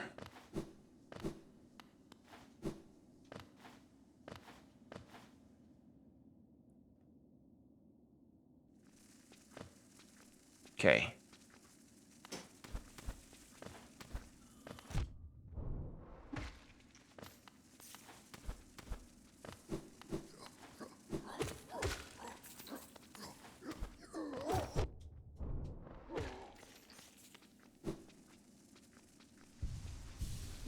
Would you? What would Bill Dungeon Inspector have to say about that spider psycho? Well, entomology ain't exactly my thing, but I do appreciate the idea here of making a mimic out of the main character here. Kind of adds a little bit of a survival horror element. Quite unique. I do like it. But I gotta say, I'm not a fan of how there really isn't a tale regarding the boss's. Is that excrement? Is it pooping on the enemy? Is it pooping on the main character? Is that what that orange stuff is? Because if that's the case, I don't think I'm ever gonna have another can of Orange Crush in my life. That stuff's basically my little ritual every weekend. Can't exactly lose my Orange Crush. Come on, man. But I mean, I will give you points for a unique boss that uses that kind of mimic thing, but I can't move past the no tails on that. It just seems like that would cause the player, the hero, to get really frustrated.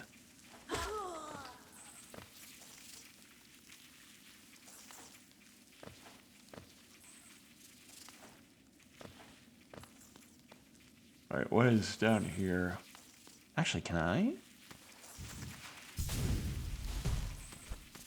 Oh, okay, so I could. And I did. Ooh.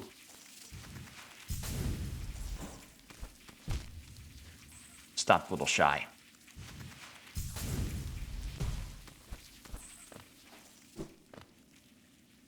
Okay. It's this way. Right, here, and then it gets to City of Tears that way. There is still a spot to the really far left. Could do that. Oh! I didn't see that. A thing about the deep nest that seems like Sue Biodiversity believes that those death spike worms are too numerous for such a small pit. I'm just saying it's... What was the voice I did for her? Did I do a Southern Belle voice, or was it something different? I don't remember. What was the voice I gave her? It was a Southern Belle? Okay. Well, Bill, you say something about that spider creature. I don't know about this here spike bug pit. I mean, yes, bugs can be found in numerous quantities underneath certain surfaces, but I'm not really sure about that whole spike pit thing. It seems like it'd be a bit, well, one, it's a tad excessive. It seems a tad excessive and not at all realistic. I mean, granted, you are casting spells, but some people's suspension of disbelief breaks at the smallest thing, you know? Kind of like a strand of pasta. Just breaks at the slightest hint of anything. But the spike pits, I just wonder, what is their nutrients? Do they just feed on each other? Or are they a cannibalistic kind of bug species or something? I'm trying to understand what you're building there.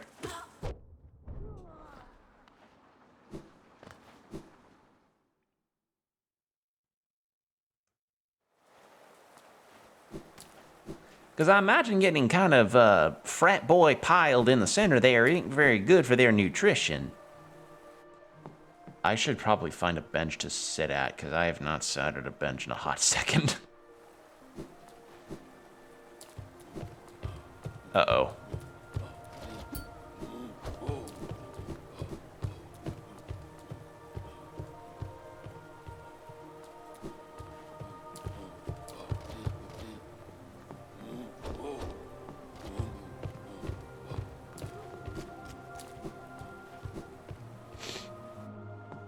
That's a mood. I need a bench to sit on. Yeah. It's just like I need to sit and then fill my map out and then feel a bit safe in the event that I do die, which may be soon.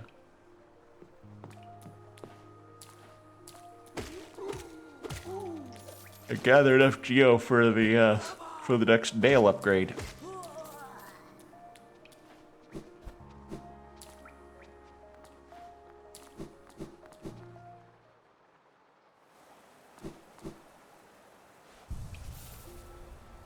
There we go. 300. Okay. I could get that with all of the enemies here.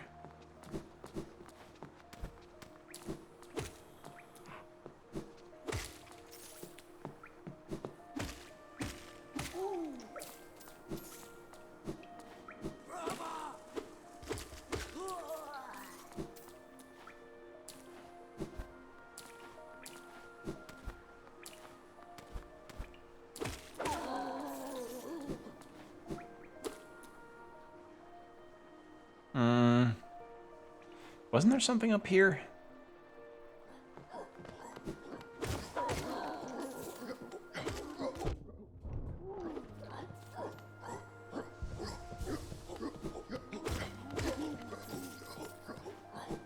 Now, Bill, I don't really... Now, Bill, there seems to be some kind of aristocracy up in here. Kind of a, kind of a noble bug kind of thing. I'm getting the grasp, trying to get the grasp of what they're putting up here for this world. Yeah, well, we aren't really the social structure kind of branch. That leaves it up to the world building people, and that's also kind of the conspiracy guys' deal. We're trying to figure out the smaller details on how all this connects together. You know, we aren't the lore people. That's not our jurisdiction. What name would you give a sword?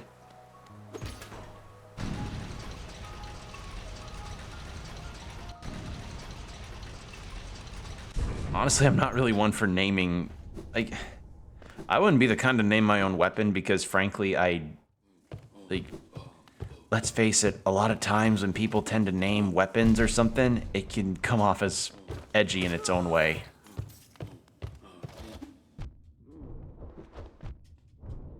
What is with my time in here?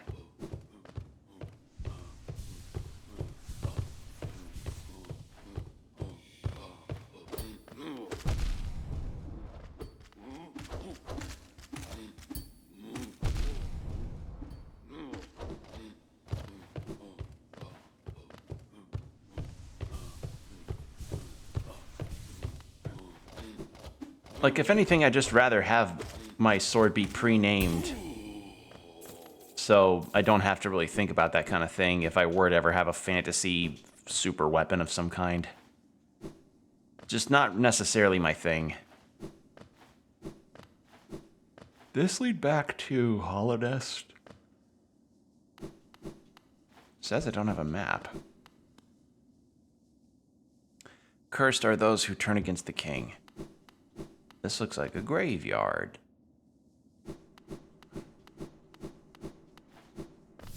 Oh, hello. To protect the vessel, the dreamers lay sleeping. Monomon the teacher in her archive surrounded by fog and mist. Lurien the watcher in his spire looking over the city. Hera the beast in her den amidst the deep darkness beyond the kingdom. Through their devotion, Holonest lasts eternal. Dreamer locations added to map. Go no further, little shadow. What compels its climb out of the darkness? What compels its return to this sacred kingdom? A call from beyond the seals? By the vessel? Or by that captive light? Would the seals break? They cannot be undone. But the vessel weakens. That plague springs anew. They must be undone. Yet still our seal remains. Our duty holds. It must be cast away. Our duty holds. It shall be done.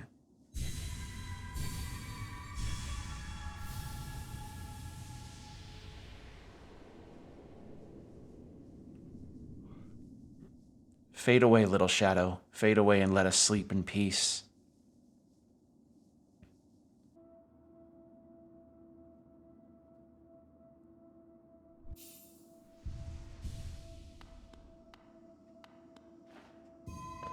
Oh. Hello.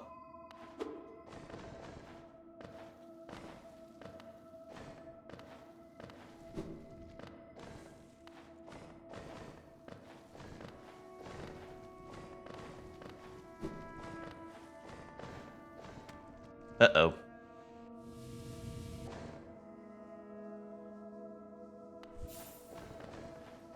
Why did they make the platform so small? My God.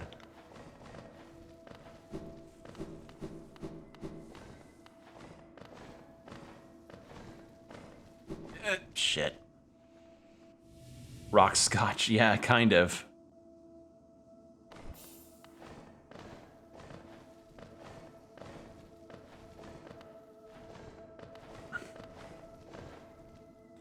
Really? I over jump on like that last, god damn it.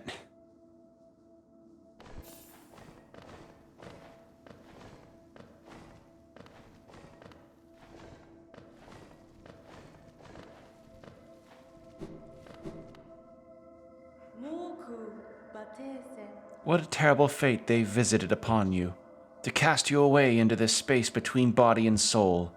Will you accept their judgment and fade away slowly? Or will you take the weapon before you and cut your way out of this sad, forgotten dream?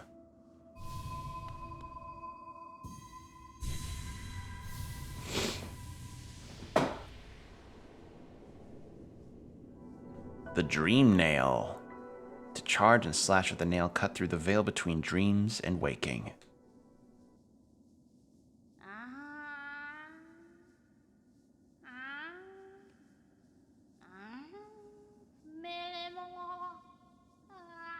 Oh, you're awake. Please, change into something else or take a bath. You smell horrible. I'm gonna have to wash these pillows for 5 weeks now.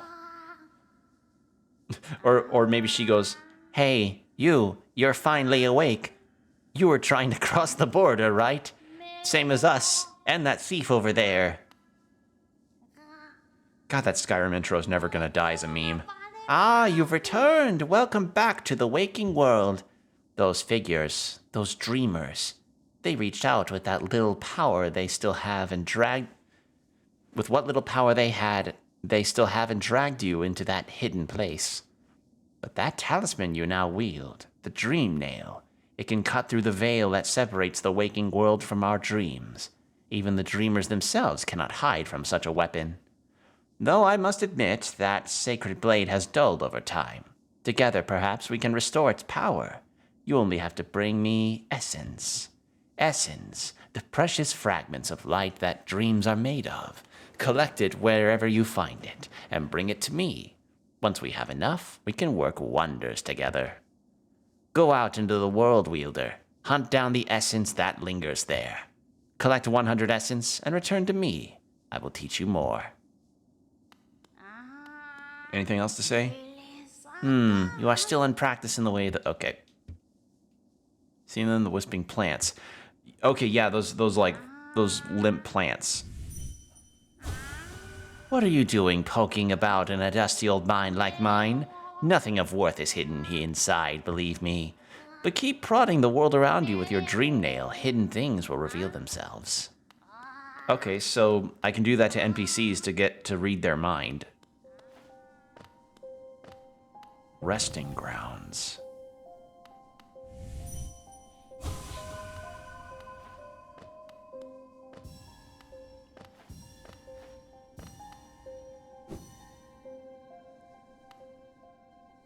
I did not mean to go that way.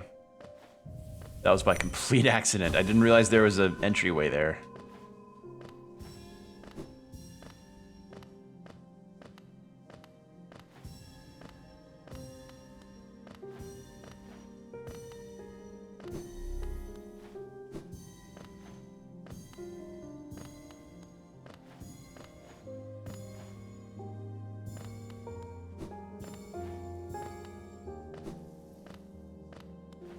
I like this track.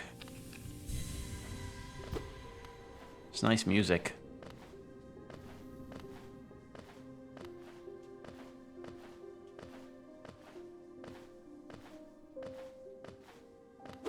All right, now we have a tree.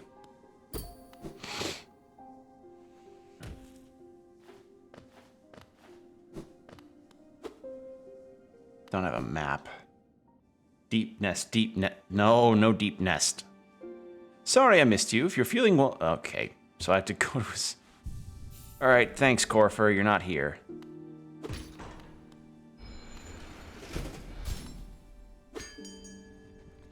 I'm gonna take this off. Actually, no, I need to keep it on. Pass, you hold. It is not for that ghastly machine, the tram. I hope you're not thinking of riding on that grotesque contraption. The thought a mere machine could attempt what we stags do. Foolish. Very foolish. Do you have anything about this place? The resting grounds. Passengers would come here to conduct rituals for those who had passed on. Not anymore, though. Perhaps the dead conduct their own rituals now. I like hearing his insight on the areas.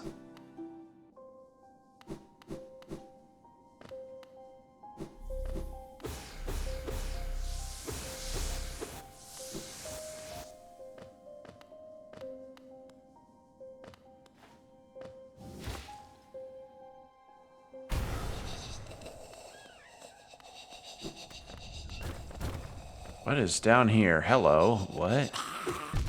Oh, hello.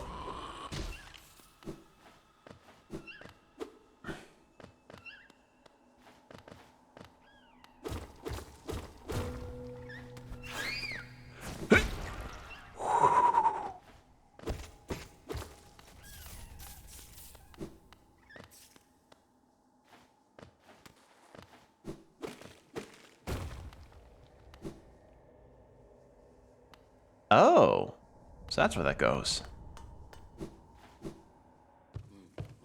Well, now that I have a shortcut back to the resting grounds.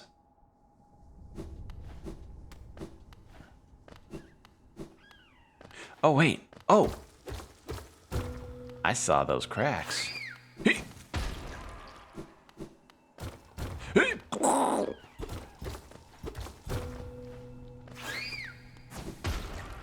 Is this another badge? No. But that's from good geo I could get.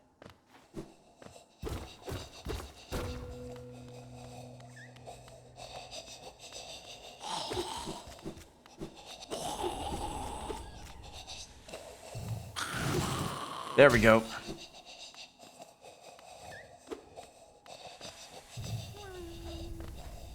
I hear a friend.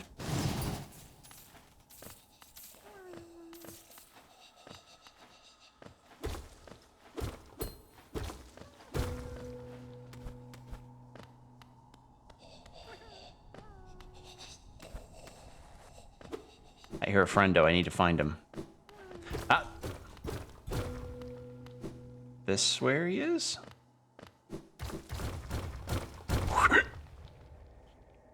Literally avoided all but one.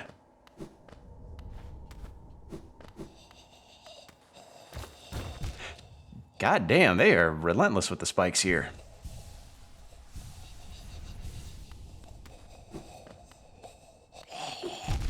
Oh, hello. Something this way? Aha. So dark. Oh. I thought it was dead. I didn't realize it had dreams. Okay. Ooh. Soul Eater. Soul Eater, that's a decent show. God, I actually have like some volumes of the Soul Eater manga, and I have not been really keen on continuing reading. Other manga have just been keeping my mind occupied. And webtoons. Webtoons have also been keeping me occupied.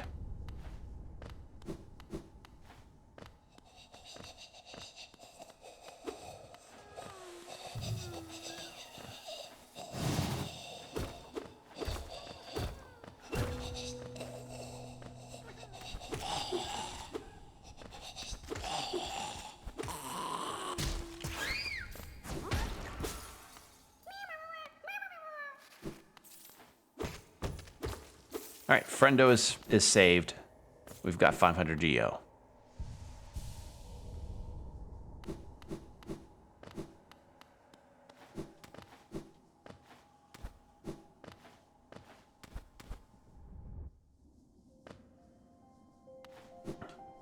So back up here we are. Ooh, bench. What's in here? Oh. Ah, Mihon, this world, this cruel, sinful world. Why does Che wake?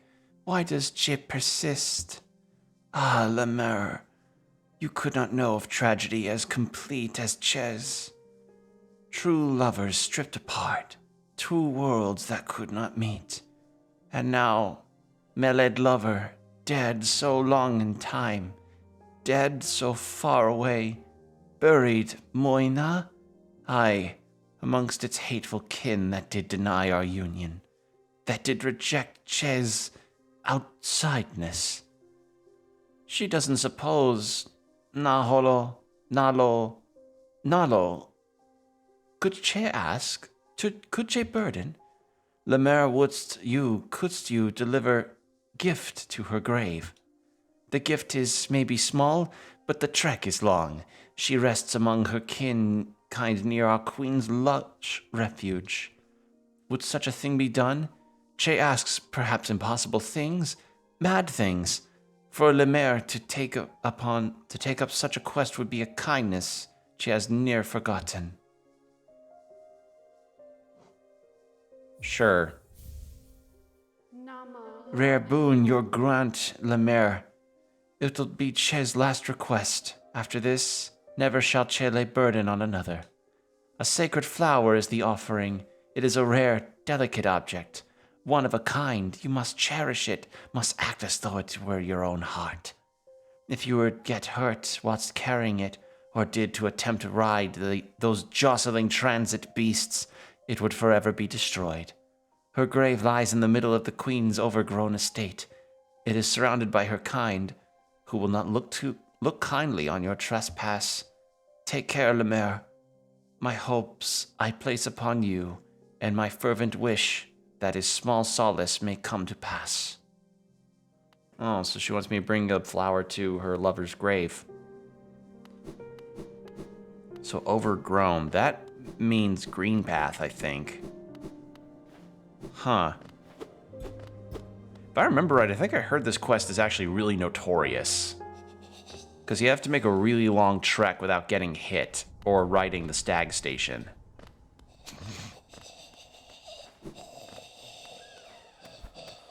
No, thank you. Shit.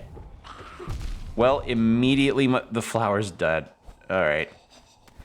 Yeah, I didn't think I'd be able to get that. Because I don't even have a map of... I don't even have a full scope here. But I think it's Queen Station that she's talking about. Or Green... It's one of these two areas. Also, I just noticed the boss masks here.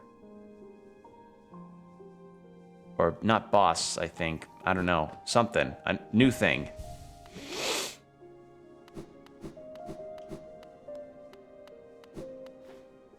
Oh, now I can see spirits.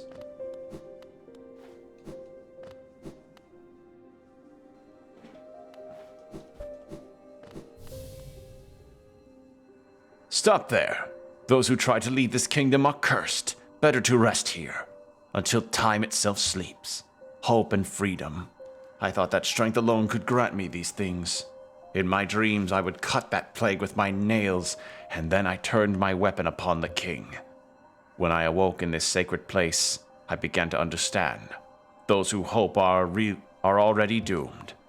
Do you still hope, Wanderer? Would you flee? Or will you raise your weapon and doom us both? Sure, let's fight you.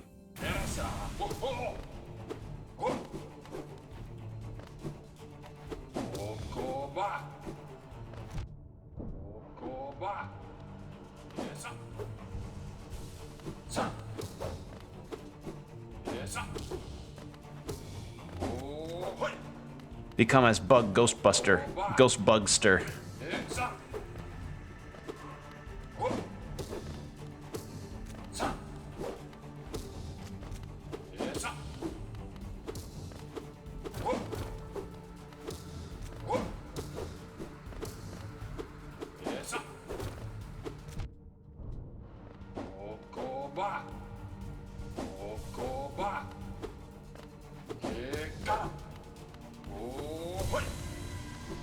Okay, you got 4 now.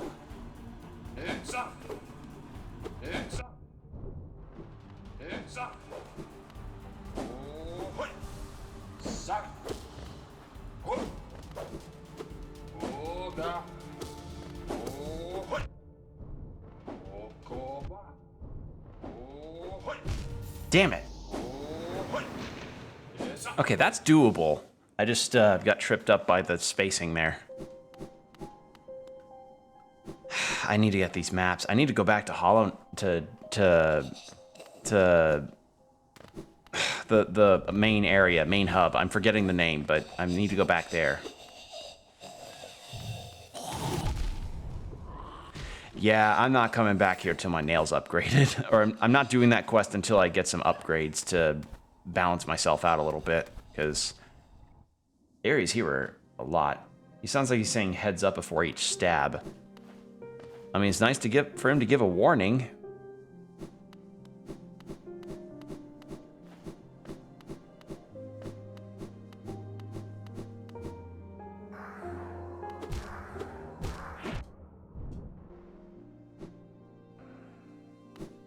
Actually, now that I only have 3 pips, it would be better if I just went over this way.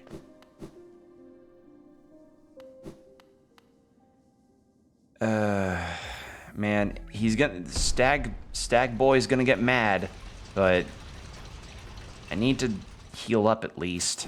Is there anything below? I just need the bench. That's really it. Because then I can fight the boss.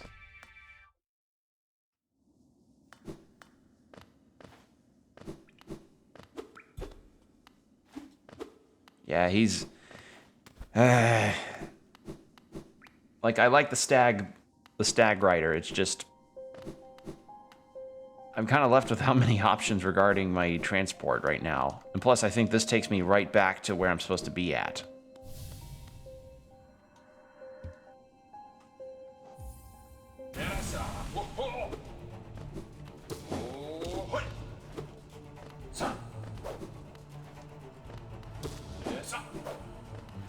Oh yeah, I can hear him saying heads up. Oh. Is something up with my controller's D-pad? Why is it... I'm stopping in certain spots for some reason. Maybe I'm trying to... Maybe I'm trying to do too much with the D-pad motions. Maybe that's it. Ow. No, it did it again. Okay, what?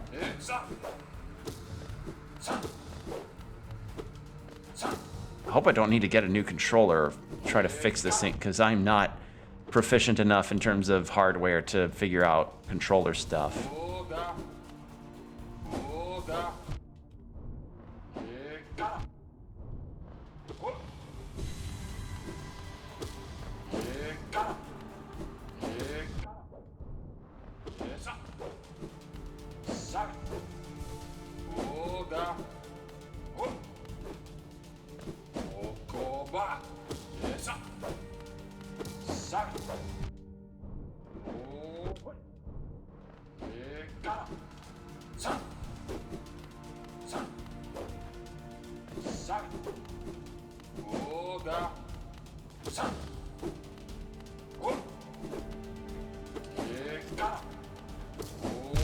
Ah, come on. Alright, almost got it there. Master, we're in a tight spot. Yes, we are, Dallas. We're in a tight spot of fighting a ghost bug.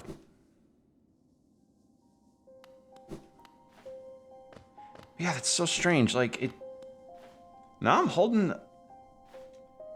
Okay, I think I know what I'm doing. When I'm trying to move right in a particular direction, I'm swapping to the up on the D-pad too quickly. And it's like, I'm trying to hit diagonal, but it's really up. What are you playing this on? I'm playing this on PC with controller. So I think I'm just trying to do too many things on the D-pad. So it's not controller problems, it's me.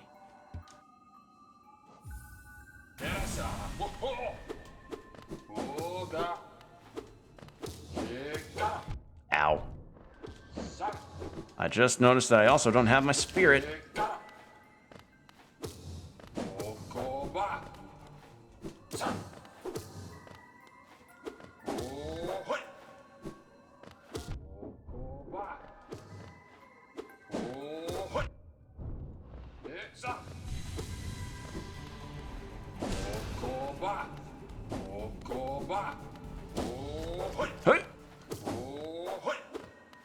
Oh, come on.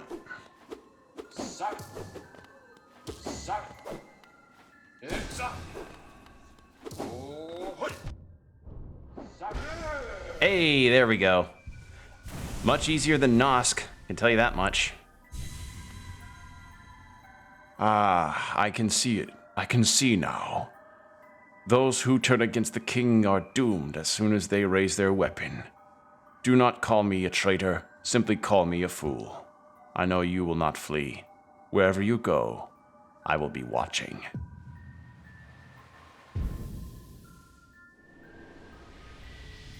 Okay. Oh, that's a lot of essence. Okay, so fight ghosts, get essence. Stonks.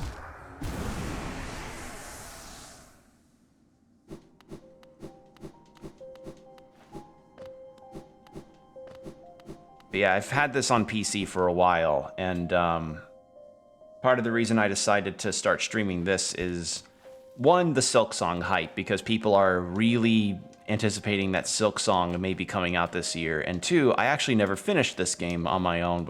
I never actually finished this game, so I was like, you know what? Let's just start over from scratch. Oh yeah. Always watching, little knight. Always watching. Ah, Wielder, you've returned. Let me have a look at the dream nail. Hardy, you've collected 100 essence. Quick work. Things come naturally to you, don't they? No wonder the dreamers tried to bury you in that old dream. Perhaps you frightened them. Or perhaps, being prisoners themselves, they desired your company.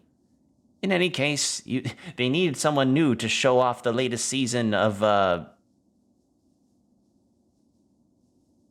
They needed somebody to binge watch Inside Job with. They've been trying to find a fourth party for their night, and because somebody made one too many nachos.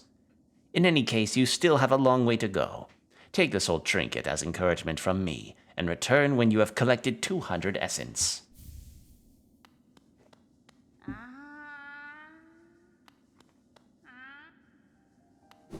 Okay, so I get more stuff if I keep completing that, which is good. So I'm gonna have to keep an eye out for more of them trees. I know I've seen them before, but I didn't quite get them yet. Oh, hello. New badge. Yeah, I need to return to Hollow Nest, or they regularly drag people into the dream world to catch up on the latest gossip. Yeah, they're like, they drag people into the dream world because they need to figure out what the latest meme trends are on Twitter.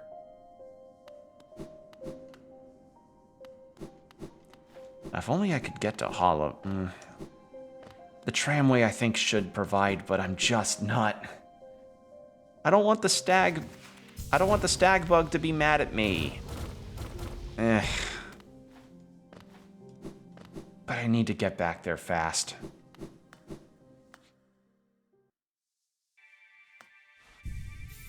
But yeah, I've been playing this on PC for a long while, and it's available pretty much on every other platform, so if you wanted to give this a go, you are definitely spoiled for choice. Though if I'm being honest, get a version of it where the controller's D-pad isn't bad, you know? Because I've made my case about the Switch's Pro Controller many a time, and again, it's not that the controller is wholly bad. I just hate the D-pad for it. Well, not hate. I don't like the D-pad for it. The D-pad for the Pro Controller for the Switch, to me, is always going to be a not very good one. It's just, like, play a 2D game on it and you'll get what I mean. Like, the issue that I have with it is that so many times, and you can see this in my Castlevania streams, the input on the D-pad can end up being read as one completely different motion versus another. So like, oh, I hit left on this thing when I needed to do a quick maneuver of sliding under an obstacle. But then suddenly the character will be veering to the right or down or stay down because that's what the D-pad registered it as.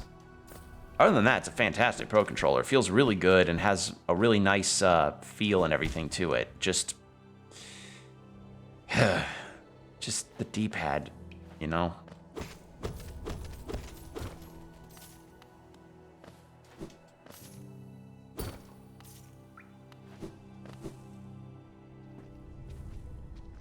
All right. Let's head... You know what? I got a lot of those caterpillar friends. How about we go to the caterpillar person and get some geo, and then we can get some maps. That'd be a good plan.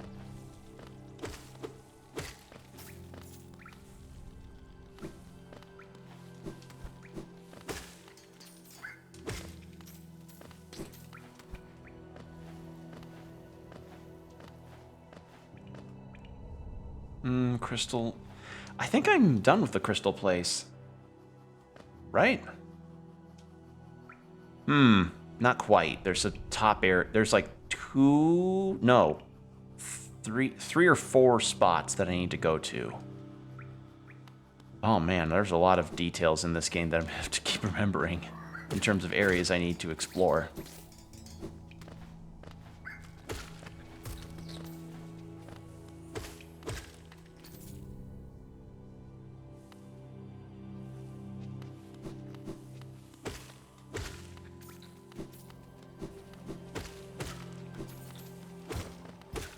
Yeah, we need to get that money, because once we get the money, a lot of things open up, or can open up for us.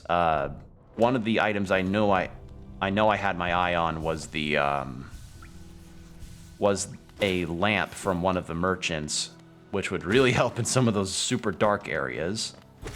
I of course need those maps for the resting grounds. I need the map for the basin. Actually, no, I have the map for the basin already. Wait, do I? I don't think I do. Point is, I need a lot. Hey, I got 666. The Geo of the Beast.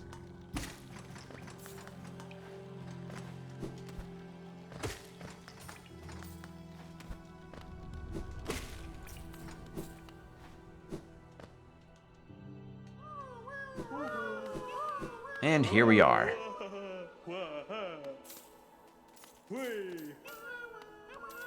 Big money. Oh. Oh. Gifted me a health increase. Oh. Oh, big pay. Oh, big pay. Oh. Wow, I should have come here sooner. How many of these guys did I get for him?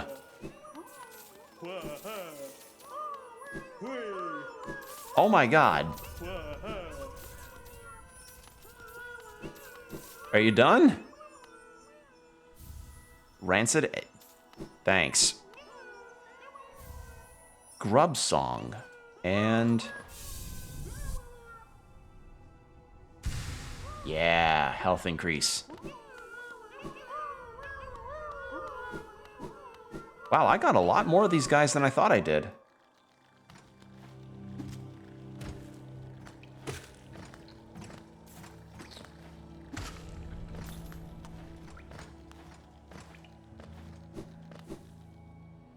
Wait, I just saw a light up there. Hold on.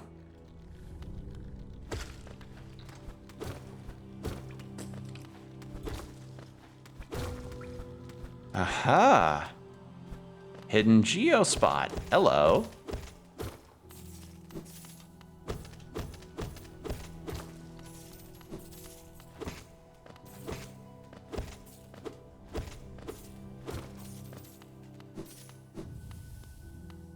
Ah. Well, we got another one.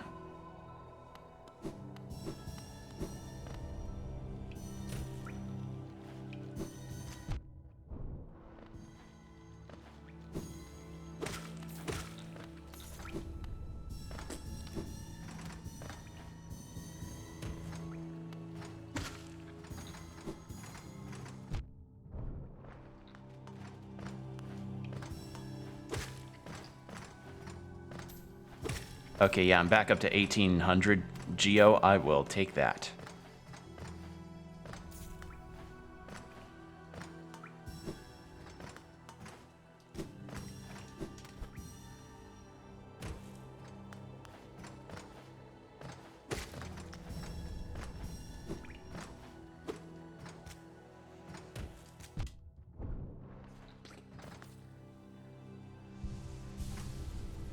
Let's heal up.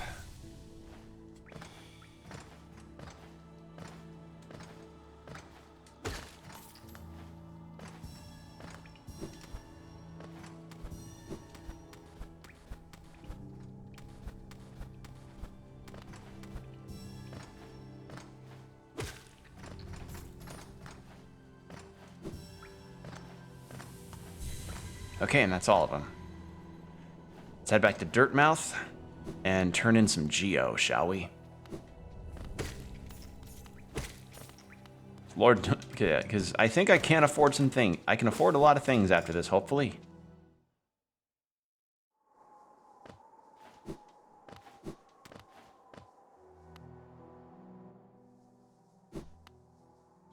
And nothing new changes here. Oh wait, no, this is this is her diary. The white savior returns. Long had they remained apart at the village. Once so warm, now grew cold. The maiden fell to the well of grief. It gripped her fierce and lonely shell, and suddenly, as though her tragic state, glowing beneath horns welled, blackened, glistening eyes only in the maiden-long mist. Her savior leaned over, sat beside, perfectly composed. In that charged, breathless moment, not a word needed be spoken. The maiden's shell felt suddenly tight. Her claws curled. No glance was shared, no claws touched. Just perfect, aching love shared in silence together. Oh, that's adorable. Okay, please give me a map. Bapanada. Resting grounds map. Yes. Anything else? That's all I get. Trampin? Actually, no.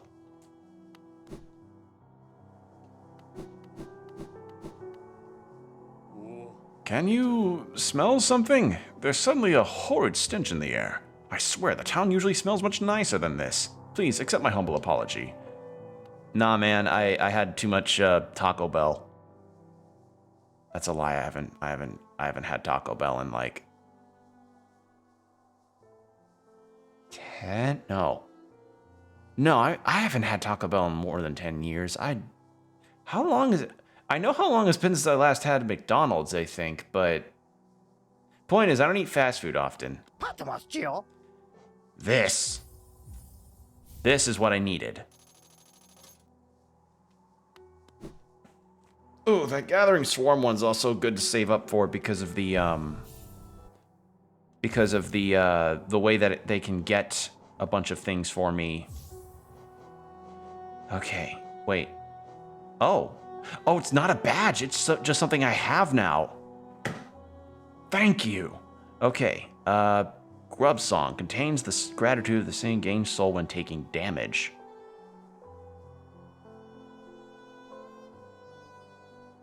I think I may want this. That's kind of a nice one. It's kind of a nice addition. Now, map-wise, what are we looking at? Got Howling Cliffs. Green Path we have all over there. Resting Grounds over there. Oh, Resting Grounds is below... Okay, it's below Crystal Peak. And then over there is the bench with... Oh, wait. Yeah, bench and stag station over there. Something to the right there. And there's still that stuff over by the city. There's also that near the city. I could also gain a lot of money to get my nail upgraded. There's still some stuff in Deep Nest. Particularly those two things, like this middle section near the Ancient Basin. But now we have at least our main objectives figured out. Kind of. I don't know where you are. Actually, no, I know where you are. You're up top there. I don't know which one to tackle first, though, because one is near Deep Nest, or right? Yeah, you're in Deep Nest. Oh, you're far in Deep Nest. Good thing I got the lamp now. And then you're near Fungal Wastes or Fog Canyon, probably Fog. And then you're at the City of Tears. I think you're the first I should go to. Okay, so we've got something of a game plan here. Something to the left of Forgotten Crossroads I should check out. Actually, wait, no, because that leads to City of Tears. Yeah, I don't think I could cross over there. In any case, let's go City of Tears.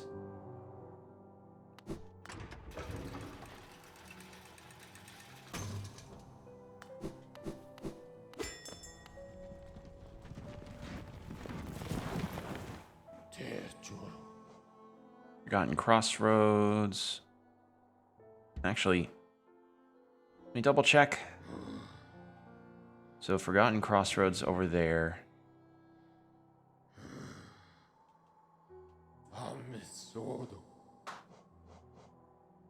City storerooms, I think that's what it is. All right, I'm gonna drink some water. Stay hydrated, people.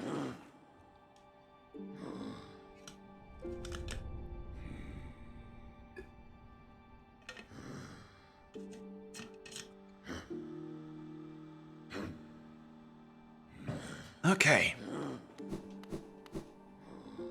Yep, this was it.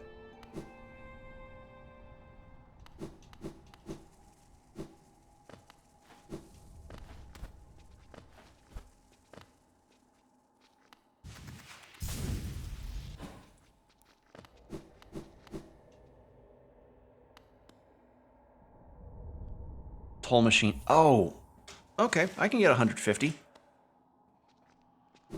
It was a toll machine that kept that blocked. Okay.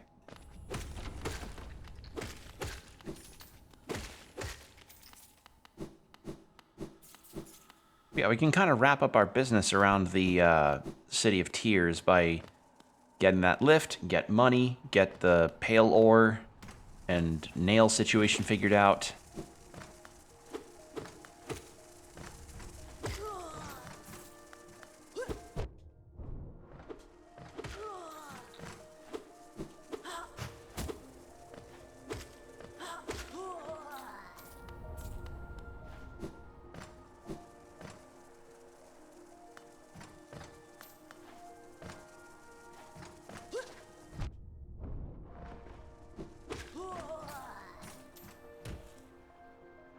Okay.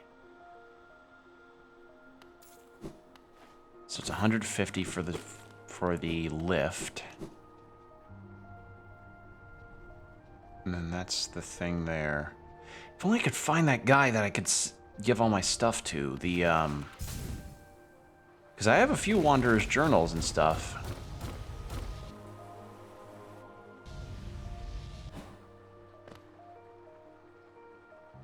Just wish I remembered where he was.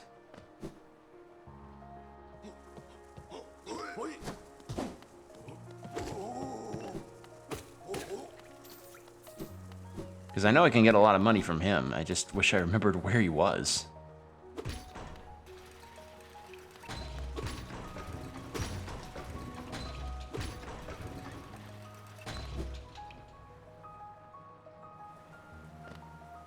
It wasn't this way.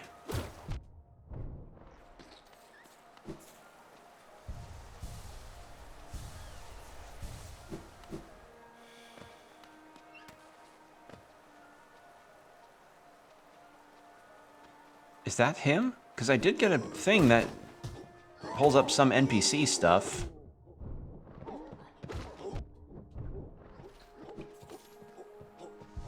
Maybe that's him.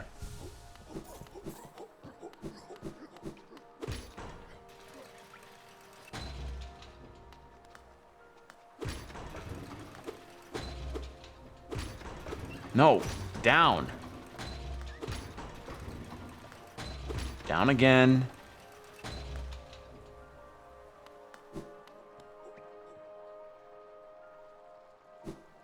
Yep, here he is.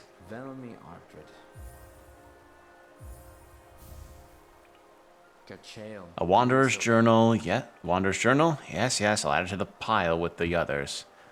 I don't know when I'll get to decipher this one. It's long, hard work translating the many languages of the bugs that explore these caverns.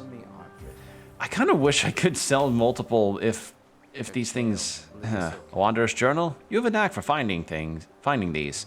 Corpses must be frequent on your journey. No doubt your nails created many more. Another Wanderer's Journal, eh? This journal is of... What was that? Yeah, but sometimes when I try to do things, my brain just goes... That's my brain sometimes when I'm attempting to read. This journal is of traditional stone type. Text endures well upon it. In its declining age, this city switched from stone to parchment woven of spider silk. It's a small tragedy, but the moisture in these towns has rendered most of those texts illegible. A Wanderer's Journal. Have you heard that saying about stone journals? If danger looks close by and your nail has dulled with wear, just swing your journal at your foes with blunt and deadly flair. It's a good one, isn't it? And accurate. They say they sure have a heft to them. I do like this dialogue, though. What's that? A Wanderer's Journal? I've so many of these now. Once I get around to deciphering them all, I'll be the permanent scholar of Hollownest's Dead. Preeminent scholar of Hollownest's Dead. Alright, I have 5 of these things. Oh, I have so much money. Another Hollownest seal? Pass it over. Ah, I enjoy collecting their like, but there's little information to be gleaned of each. Mind you, they do keep a nice shine about them, and there's nothing wrong with appreciating some purely on an aesthetic merits. Why do you think RGB keyboards are a thing? Seriously, just get a regular keyboard, it serves the same function. Like, what's the purpose of lighting your keyboard up?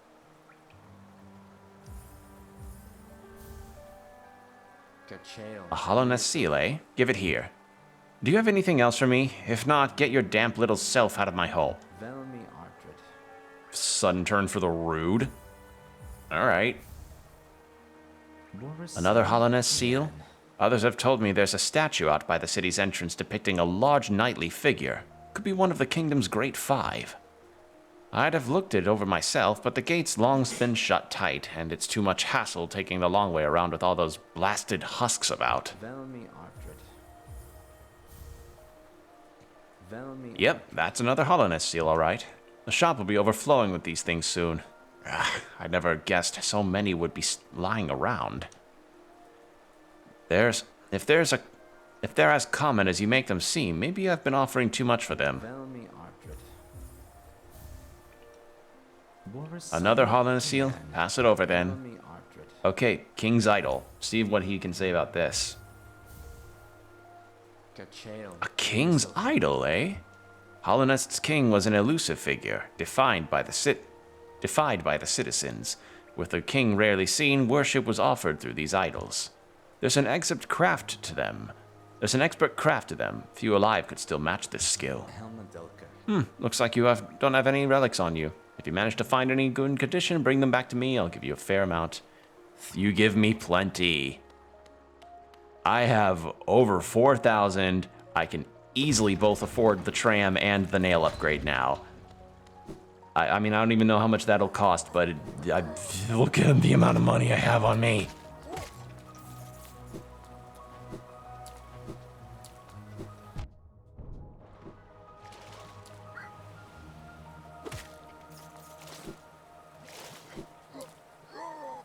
Hold on.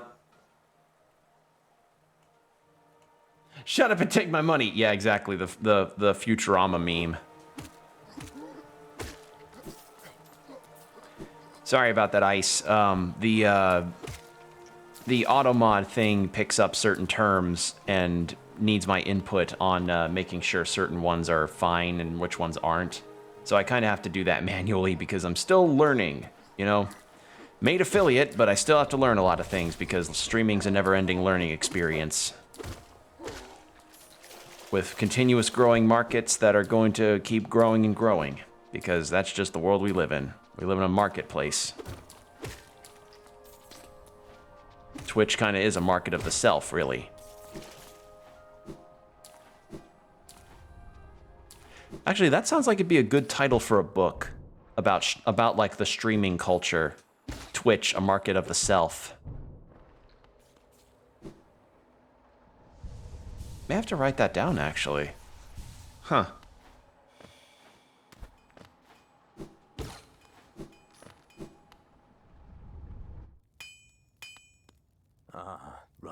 Oh wait, no, better title. A market of the self, the complications and joy of streaming on Twitch. There you go. That's your title. That's the title of the book. Oh, you've returned. If you bring me 2 pieces of... Oh, 2. Name each chapter after a game? No, I have to name... I think I may have to name each chapter after, like, a notorious Twitch thing that happens. Like the ad revenue thing, the DMCA stuff, the bands, like the notorious bands. God, what else? Not sure what else would be a thing. Also, I need 2 pieces of pale ore this time, so that's gonna be tough to find. But let's go back to the thing, to the station, and then we can get ourselves the lift fixed up. I'd obviously there'd be a whole, like a couple chapters dedicated to the VTubing community. Because, you know, VTubing essentially exploded. With VTubing exploding, that in itself ended up lending to the idea of a chapter or 4. No, I think just 2. Yeah, 2 chapters. What else? God, what else would be it? I guess maybe some chapters about the favoritism that exists, because there has been a lot of I mean, much like in YouTube, Twitch also has its own fair share of favoritisms that it's gotten. It wouldn't be an all-negative book, I will say. There will be some positive things discussed in it. It's just, let's face it, there are some things on the platform that could be of witness to change. And there are also some dangers that Twitch has regarding a little thing called stream sniping.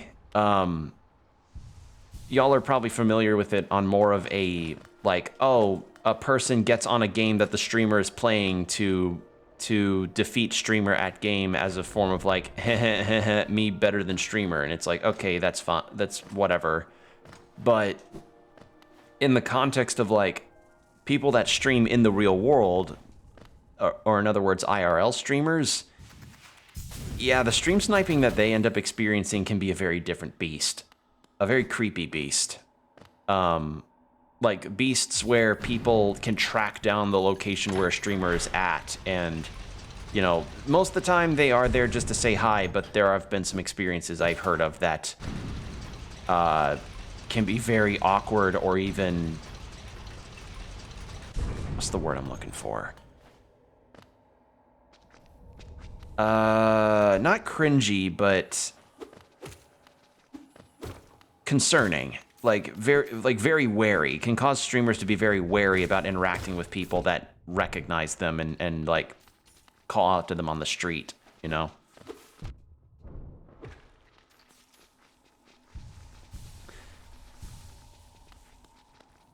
So, yeah, probably some chapters dedicated to that wouldn't be a bad idea, because it just would mean, hey, discussion about this would be a thing.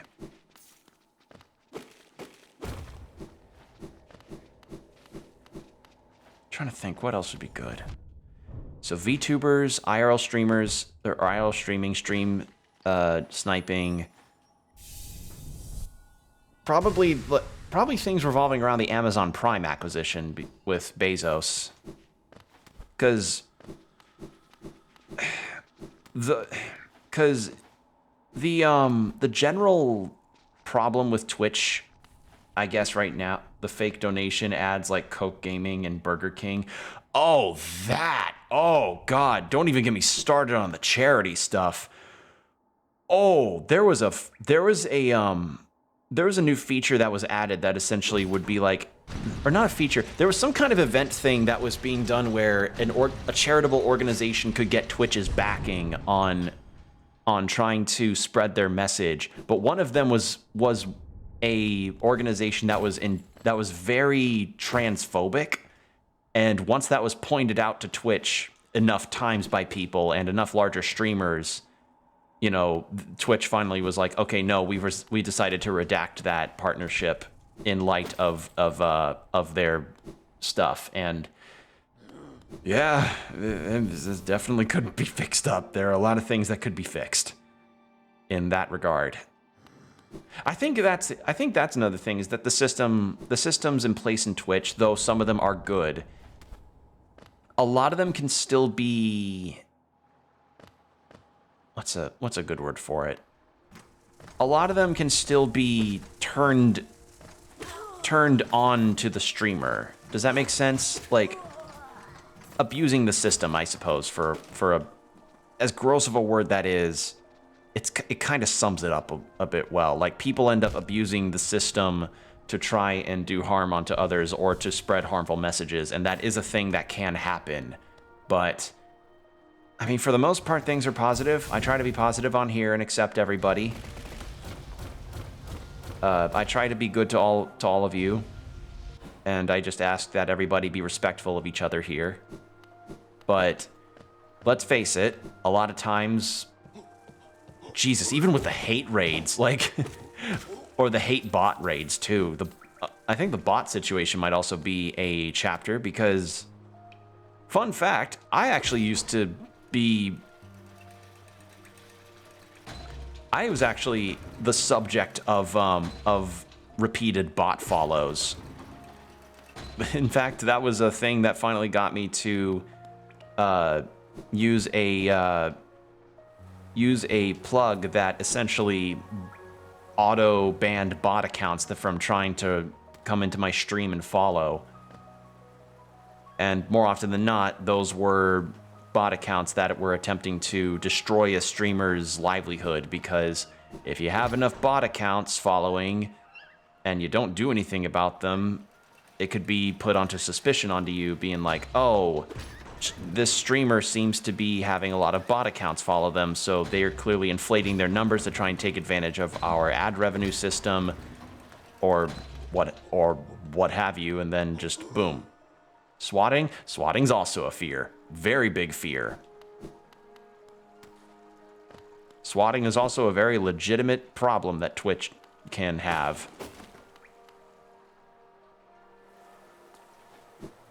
All because there's just individuals, like, and I will admit, it is hard to account for a lot of these things. That's the credit that I can usually give regarding these issues, is that so much of it, like,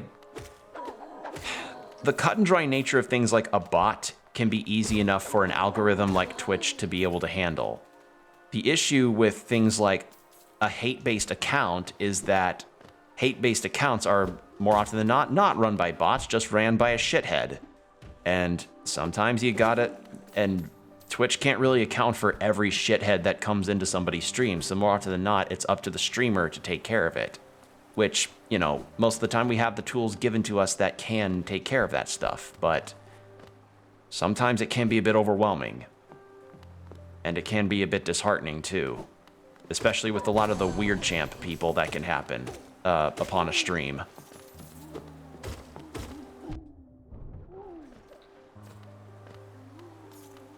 Because believe me, I've seen plenty of weird champ comments that have made me legitimately wonder, like, is it worth it to deal with people that just seem to be this weird that choose to be this strange in a chat room that clearly has rules about this kind of thing?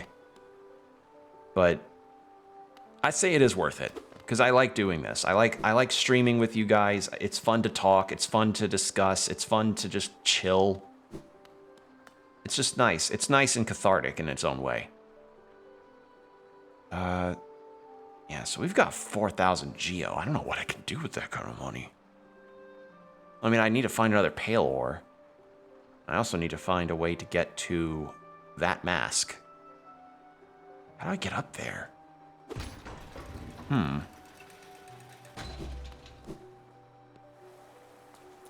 But yeah, I imagine a book that would be written... Actually, you want to know what that book could also be? It could also be a documentation of anecdotes from different streamers regarding their experiences, both positive and negative, regarding Twitch. Hell, it'd probably be just a chapter called Anecdotes. Ow! I didn't realize how little health I had. With this much geo, I can weigh the lotto in my favor. Yeah, with this much geo, I can just completely buy all the lottery tickets and just, you know, go that way.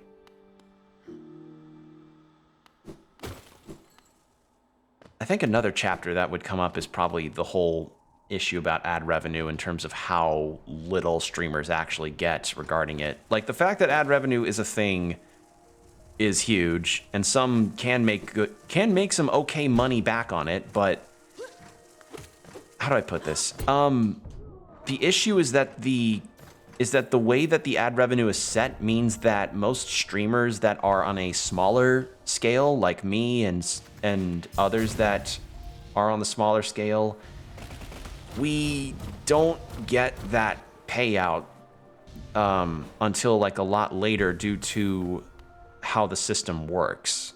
I don't know. I could probably, if I wrote this book, I probably could explain in greater detail, but I'm not really going to say all the details here because it's a lot. It's a lot of details. But yeah, it essentially, the broad strokes is the current ad revenue split is very much more skewed in the company's favor versus the streamers, which, if this was just Twitch as a business, as like a platform, an app that's run by just a team of people, okay, that's fine. But the issue is that Twitch is owned by Amazon, which is one of, if not the biggest, the most wealthy companies on the planet. So the whole like, oh no, Twitch needs that money in order to regulate its systems. It's like, they've got Amazon as their major shareholder, or as the major like parent company. Like, literally, they call the Prime Game subs, the Prime Gaming thing is literally called Bezos Bucks, colloquially, by a lot of different people. If you write, I'll edit. Man, that sounds like it'd be a really good project to make, but I don't know. That's the kind of novel that sounds like a lot of work would be going under, and I don't really. Plus, there's also the chance I could end up facing some pushback. I don't know. It's an idea. What do you think of the title, though? A market of the self. The complications and benefits of Twitch, of streaming on Twitch.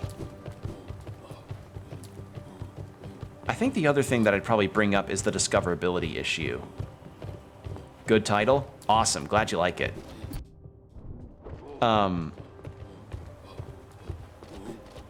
So the thing about the discoverability problem, and what do I mean by discoverability? Discoverability essentially means like, oh, when you land on Twitch's homepage, like the first thing you tend to see, you get recommended a bunch of live streams of any kind of subject, be it music, games, sporting events, special events, just chatting streams, podcast stuff, that kind of thing. And those streams are recommended predicated on based on a few things. One is the is that if you're a frequenter of Twitch, it tends to, much like YouTube, it recommends things based on the interests that you have in a given subject. So like, hey, we noticed that you're watching we noticed that you're watching some streamers play things like Castlevania or what have you, and Metroidvania style games. How about we recommend you a person who's streaming this game that you've been watching another person stream and see what they're like. And it's like, okay, that's a neat system. Except the problem is, much like YouTube, the bigger channels are usually the ones that end up getting that kind of top billing of being put on the front page. So unless you stream something really niche, or if you get the good enough numbers that can put you out onto the front page, you're more often than not being discovered. That's why like streaming niche or more niche and cult classic games like Killer 7 or like the older Castlevania games like I've been doing are usually ones that can draw in more people because they're not games that are being played super frequently, like Elden Ring, Among Us, Minecraft, Elden Ring, Minecraft, Among Us, like any of the Souls, literally any of the Souls games, because like smaller games, like these cult games at the very least, are going to draw people because it's like, oh, I'm a fan of this game and somebody else is playing this game that I really like because it's a smaller game that nobody really plays. So, yeah.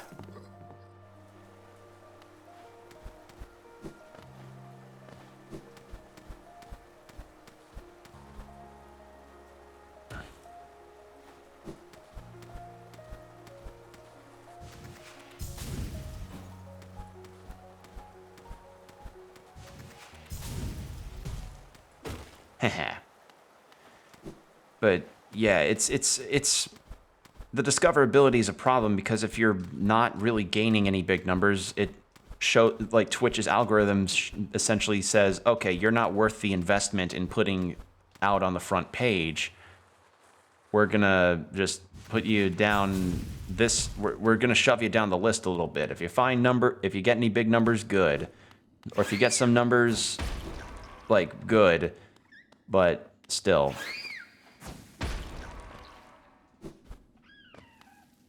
Not to mention the market I don't know, I forget when Twitch actually started, but the market has kind of gotten a little huge in the same way YouTube has. Like a lot of people are doing streams, and a lot of people have different big numbers for different reasons and for different subject matters. And with that in mind, I thought there'd be a breaking floor there. With that in mind, that means like, oh, any person that wants to get into streaming has to state their case, as it were, on why they would be worth watching. And many of them end up doing it as a hobby. That's why I'm doing this mostly as a hobby. Because much like YouTube, it's like, oh, you're either at this game for a really long time, or you get some kind of head start or have an immediate gimmick that can strike at people just instantly. Like something that draws the eye almost immediately. Hence why VTubers have also become kind of huge as an industry, because it's like, oh, what's the immediate thing that's noticeable? Oh, a really cute anime girl that has a design that really appeals to me. And they're making cock and ball torture memes. I'll watch that. That sounds like fun. So there you go. Like, I'm not gonna complain that oh, how dare the small streamers be put down, because I understand the top bill streamers are the ones that help make Twitch money, but the discoverability could at least help a little bit, you know?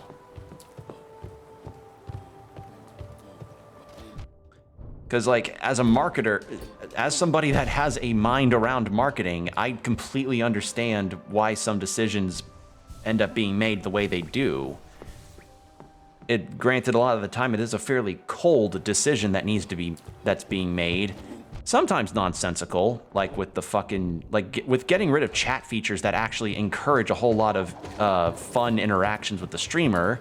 But that I think is just Twitch being a little, I think that's just the execs at Twitch kind of not understanding or thinking they're making some kind of cool major change, but really they just, again, take away good features. Like one feature that people really liked was chanting, which was a feature where if a moderator said a funny message, they could then input this thing, and it's like, hey, other members in chat, click this and you can chant out this word or this phrase, and it can be a funny moment where it's like, haha, streamer made a fumble when saying something. Let's do the fumble. Like if I said what's in the fox instead of what's in the box, you know, you could have back then had a chant going that had the chat go, what's in the fox? Strictly speaking, some streamers get sexualized regarding hiding behind a cartoon body, understandable.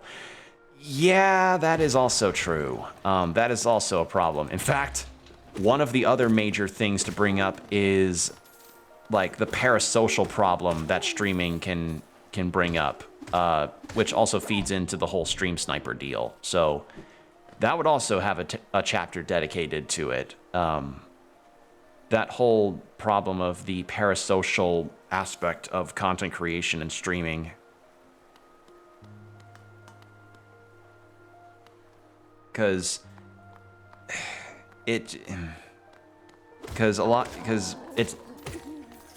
all right, so not every streamer, or not every chat members, but some chat members tend to end up getting a little too attached to the personas of a streamer. And when they end up getting some kind of well, I shouldn't say feedback. When they get some kind of recognition regarding something they do in the stream, like donating bits to a streamer, donating money, or subbing at a certain tier, they end up getting like attached quite quickly, especially if they are a person who does not interact with people a whole lot outside of a streaming community. So it's a very dangerous, slippery slope that can be very easy to fall into. I think you'd have to talk about a parasocial psychology expert for that one. Yeah, because I definitely have heard some horror stories about stalking that has happened with some streamers, where it's like a fan that gets a little too dedicated to following the streamer or what have you. God forbid. Or worst case I saw, or one of the cases I remember seeing, which was where like, oh, a streamer that I was watching was streaming herself doing art, and really talented artist, really funny VTuber, and she's just having some fun chatting with people, but then somebody joins her Discord, and this guy on Discord literally goes in just to DM the streamer and say, hey. Granted, that doesn't sound bad, but it happens. But with the frequency in which that it can happen, it can make one either roll their eyes or just feel this like nervousness where they just potentially could have somebody that could stalk them on their IP address or what have you. Like, just, it can happen. It can happen, and it's something that needs to be recognized.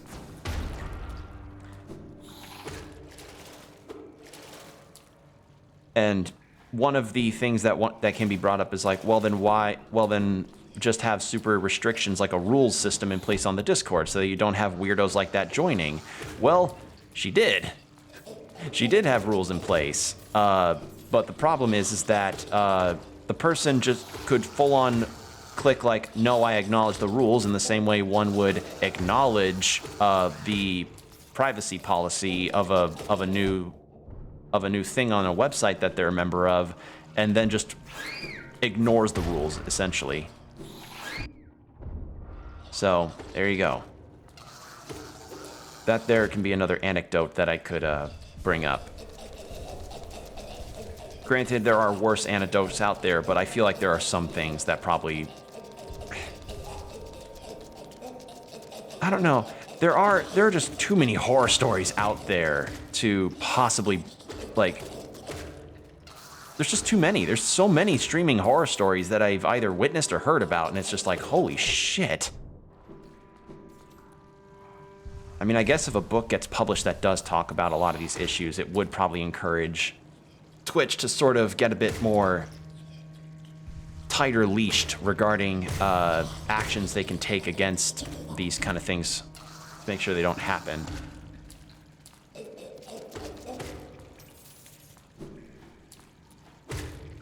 But yeah, I guess discussing this with a psychologist would actually be really fascinating. Like, I'd love to be able to learn about this kind of stuff to see why this kind of thing happens. Also, I just discovered a secret passage.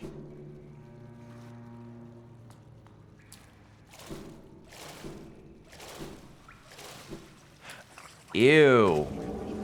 Flukmarm.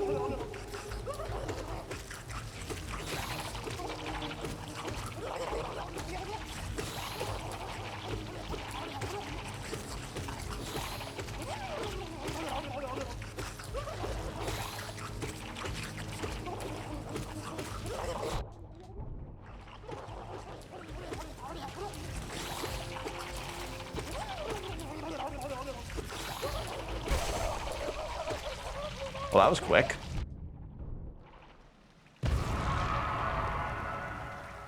Too many mouths? Yeah.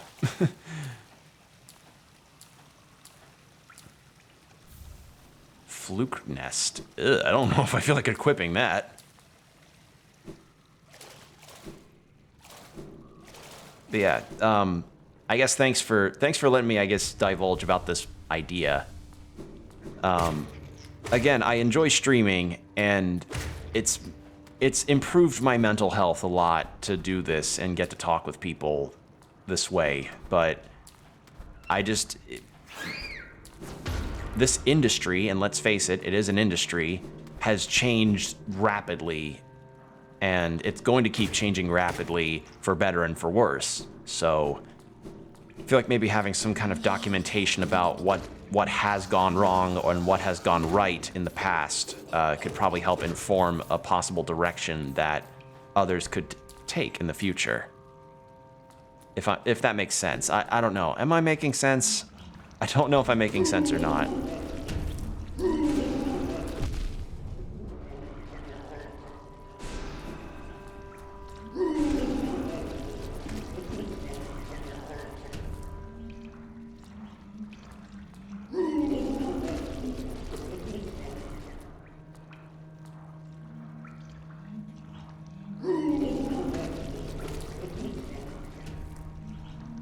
Unlike the other guys at Deep Nest, I can actually defeat these things.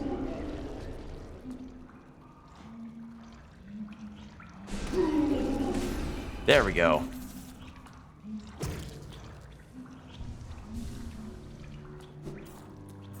Makes sense? Yeah, it's just... A lot of things cannot have the immediate fixes that we would like, which sucks, but...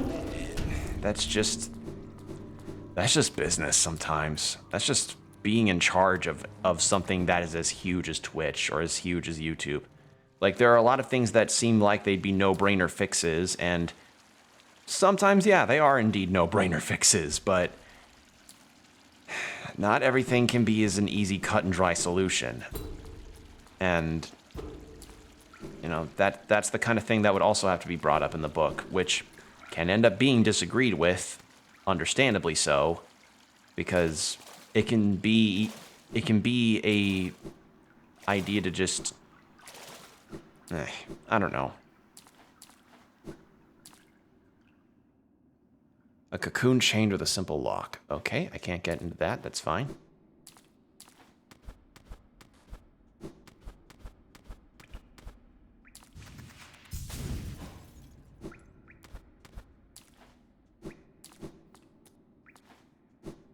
like, it kind of also feeds into another book idea that I pitched to my dungeon master, where it would be called The Uncommon Sense, which would essentially be a book that documented a bunch of anecdotes from various stories regarding how common sense can kind of be the thing that people need the most.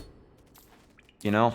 Because Lord knows, I think being on the internet as much as we are, we've definitely seen a lot of cases where common sense just kind of flies over the nest, as it were.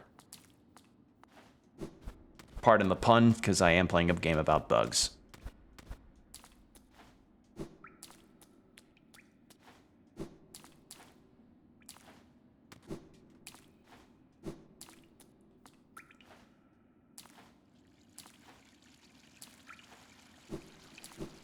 What is here?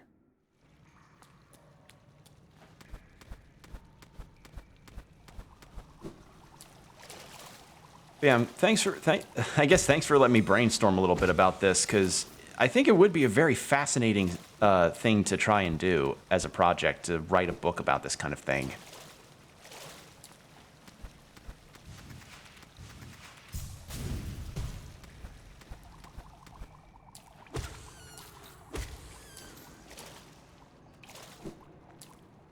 Okay, so we're back up here. Okay, I think my D-pad is... I think I'm moving my thumb in a way that causes the D-pad to act a little funny. I think that might be what's causing me to just stop in the air like that. So it's not the... So yeah, the controller's fine, I think. It's just... user error. Oh. Oh.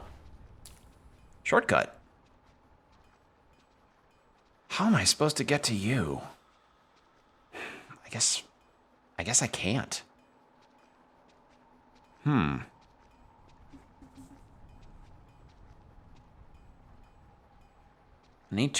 need another pale ore. And yeah. I could go to the ancient basin and give all my... No.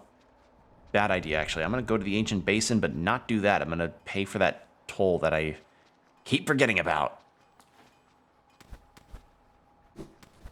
Because I think if I give that statue all my geo, something does happen with it, and I would like to see what does.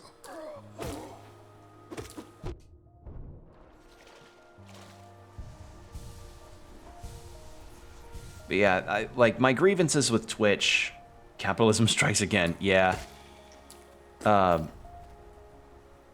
Damn you, capitalism, you keep making me have to go back and forth in my Metroidvanias.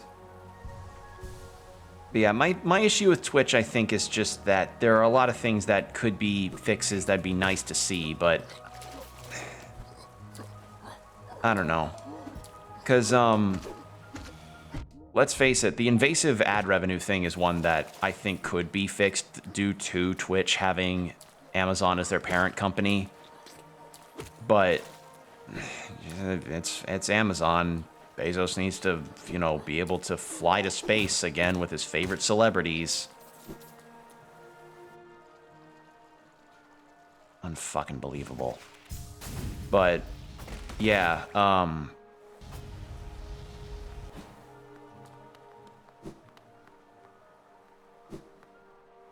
actually forgot what I was going to say. Because, like, the current ad revenue split is actually below what YouTube's is. Like, for Twitch partners, I think... Twitch partners and affiliates, I think, are roughly on the same level, but... But either way, the level is kind of low compared to YouTube, which is a much higher percentage. I think the percentage for YouTube is actually around 55 by default. But the thing that people want, which I feel kind of is a respectable number to give. So, as an affiliate, I gain around 30% of ad revenue on Twitch. I could make it 55% if I make some stipulations happen, which, I mean, I have a button for it, but honestly, I haven't been using it, and I don't want you guys to have to sit through 3 minutes of ads while I do something in the background or something along those lines. And granted, it disables pre-rolls, but I just, yeah.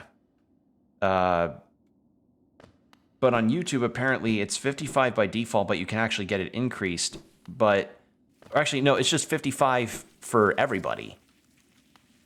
And what people are wanting, due to how huge YouTube and Twitch have gotten as platforms and as companies, is that they want a 70-30 split. Like for streamers to get 70% of the ad share, and then companies get 30%, which, you know, if Twitch were that small, like if Twitch were the supposed small streaming development company that they were, that wouldn't feel as, that would be like, okay, no, you know, got company to run and mouths to feed. But problem is, when your parent company's Amazon, that argument kind of falls apart a little bit. It's like the whole, oh no, Game Freak and Pokemon are a smallish indie company. It's like, yeah, smallish indie company that could afford, that's like one of the biggest that has one of the biggest franchises on the planet. It's like, the money, I feel, is not entirely the issue. What the issue is the decision-making process and how certain things are being run. Like, that's really a lot of it, is just how a company is run can determine its success sometimes. That's just how life be. Chocolate, correct this. Actually, wait, I need to see what he dreams of. To chart the world, what joy. If only Zelda could share the thrill. Can I do this to an enemy? I can, but they don't say anything because they are crazy.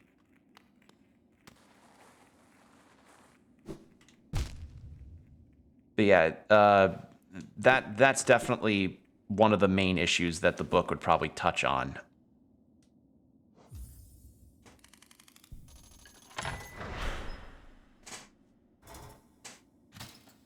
Oh. Bench.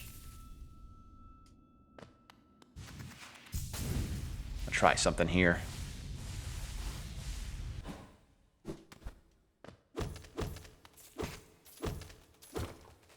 Oh, why did somebody have to fall on the spikes, man?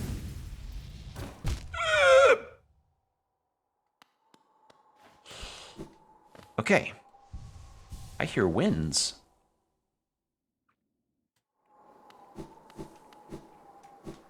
Ow.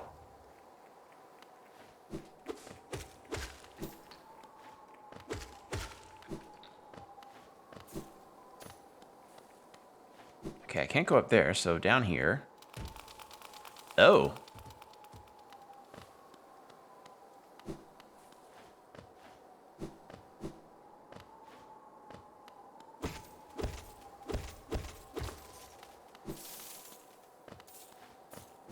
A lot of geo, at least.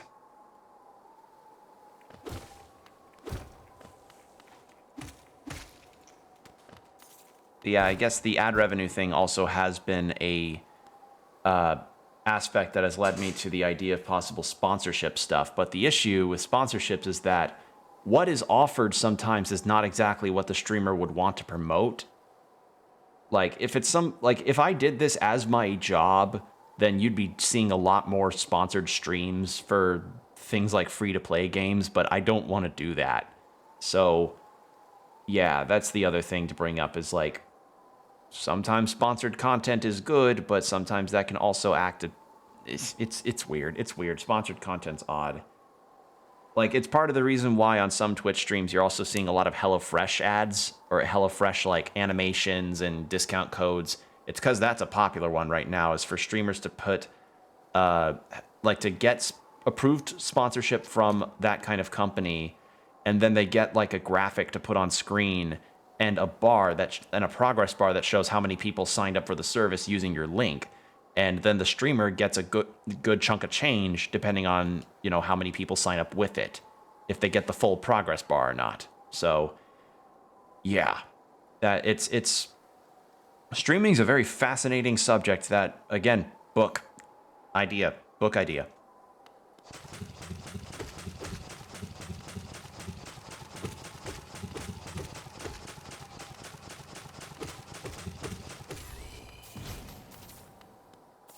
Well, that was easy. Wait. Oh, I thought that was a chest.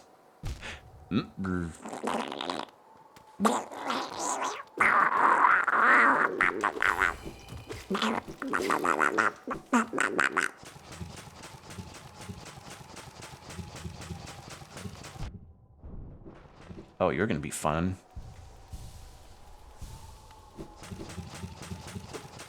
I can't reach you.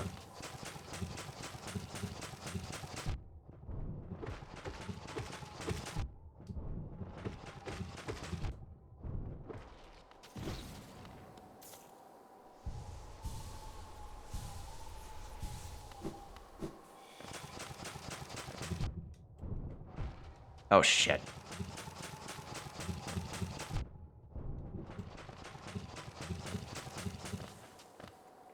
What is down this way?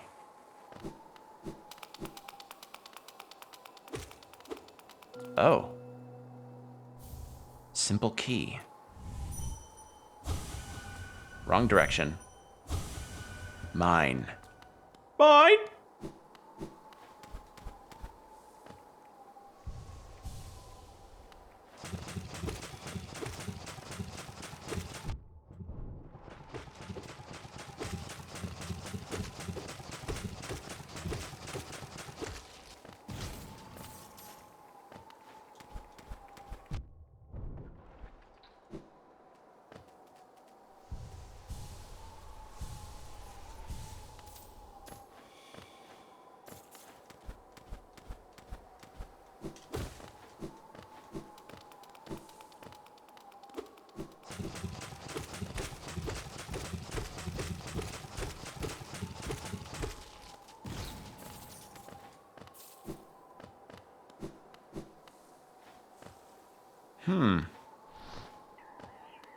That looks like it could go somewhere. I want to see what's over here, though. Nothing. Got little respawning orange ghosts. It's the ghost of of whatever Orange Crush mascot existed.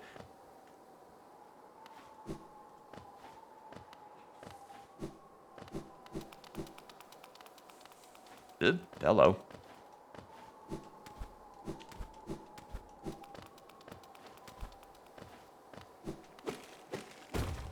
Shortcut.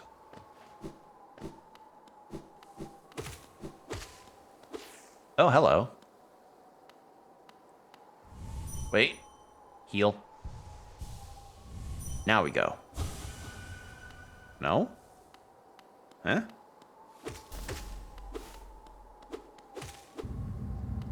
Oh. Oh. Oh. Broken vessel. Okay. Boss fight. Oh, you're fast.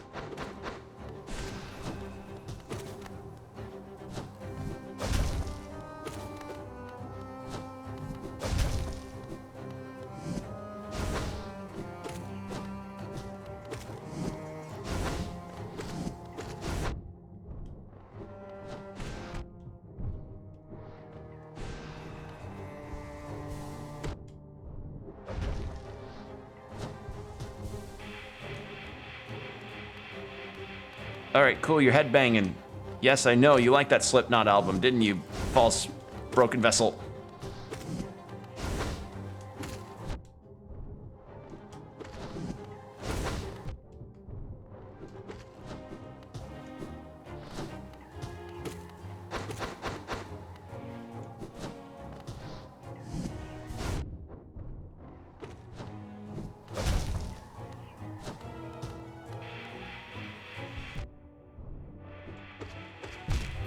Ah, wait.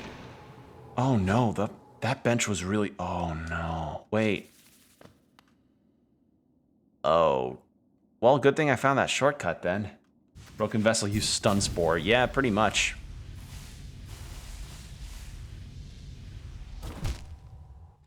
That's too fun to do, and I get distracted and I realize, oh shit, there's spikes.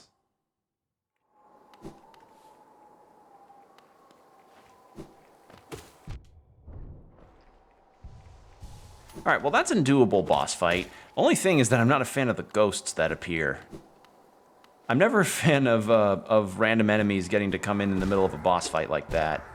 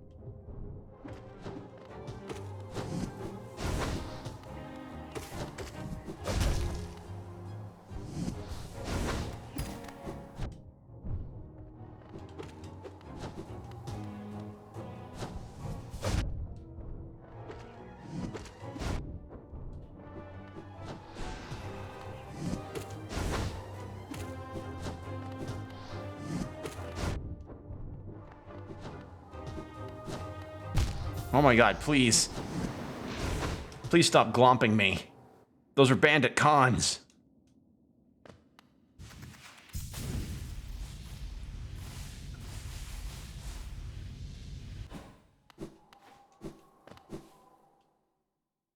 I think after I fight the broken vessel, I may end the stream for the night. Because we've been going on for around 3.5 hours, and I think we made some decent progress, I'd say.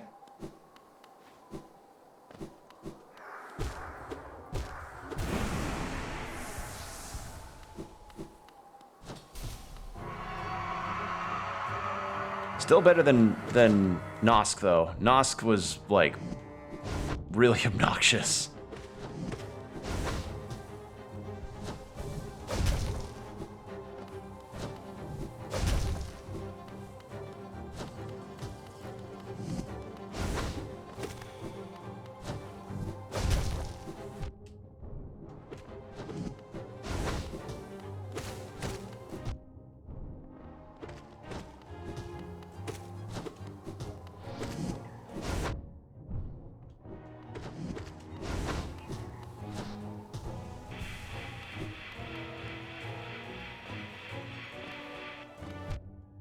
I almost dodged all of them, too.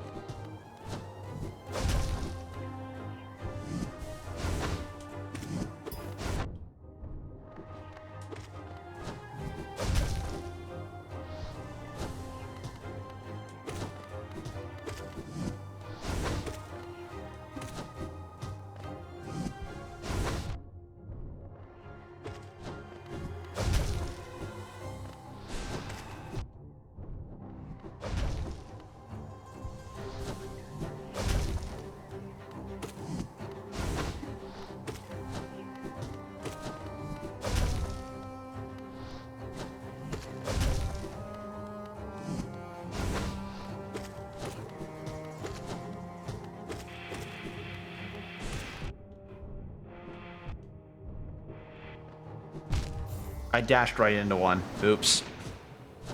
Yeah, I didn't realize I had dashed into one until it was too late.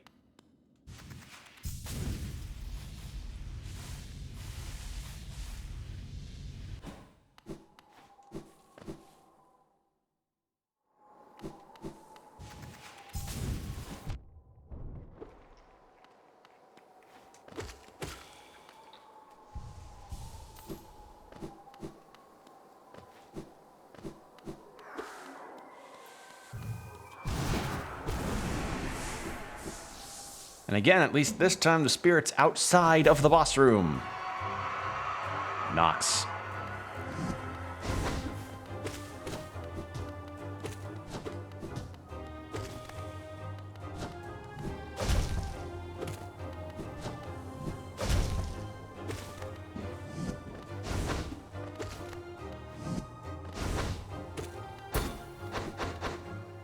I just somehow damaged and clashed. All right, that was cool.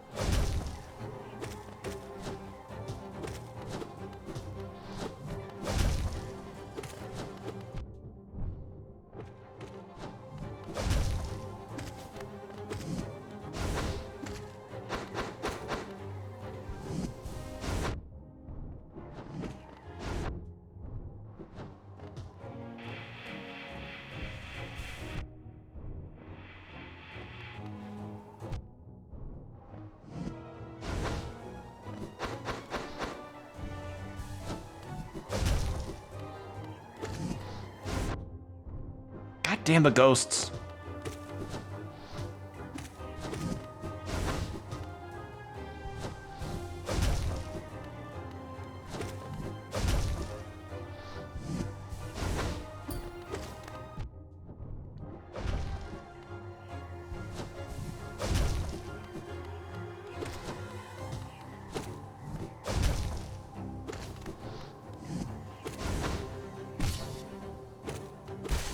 There we go. Boom.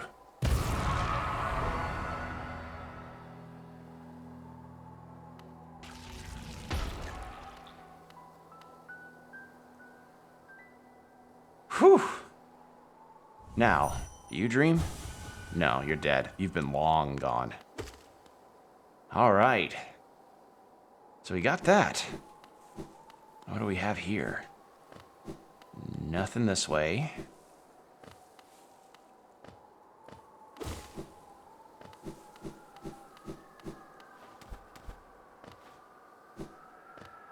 Oh, hello.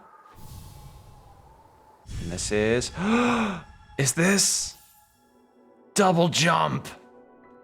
Oh, yes, thank you.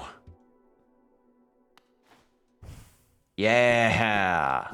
Great. Awesome. Well, let's go back to the bench that we were at, and then we can end off for the night. Oh, it's so nice to get a double jump in a game. This is why I couldn't manage super speed. I'd go right into a tree. Yeah. Yeah. Not like, yeah, like, turns out the world is not like that one Flash animation that people posted where it's like, oh man, open world Flash game, what would that be like? And then they post that animation and it's like, come on. Because I remember there was actually a Flash game that was planned at one point. It got canceled eventually, but you can find a video about it.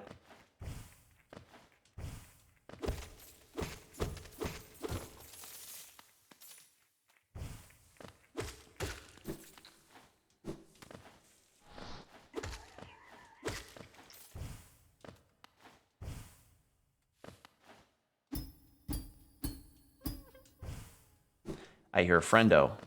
Friendo need helpo.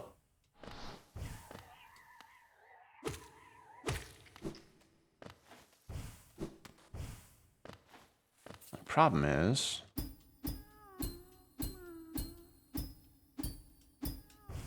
Yeah, no, I can't make that. Looks like I may need to... No, there's no way to fall over. Then how am I supposed to... Oh, that's how.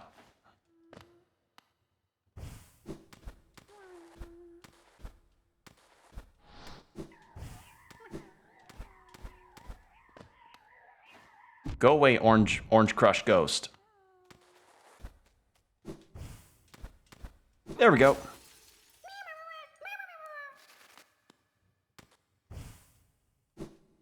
All right, let's head back to the bench, and then we can stop for the night.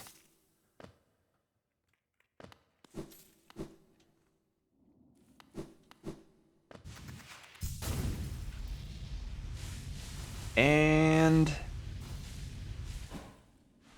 there we go. All right. Well, we made a lot of progress tonight, haven't we? Got to have some fun talks, had some decent discussions about the very platform we're on, and beat a couple bosses, got the double jump, which is huge, and finally made some progress in the story. So, yeah. Thank you all for joining me tonight. It's been really fun as always. Hopefully, you all take care of yourselves, and we will get to see you in the next stream. So yeah, stay hydrated, keep your posture checked, and I will see you then.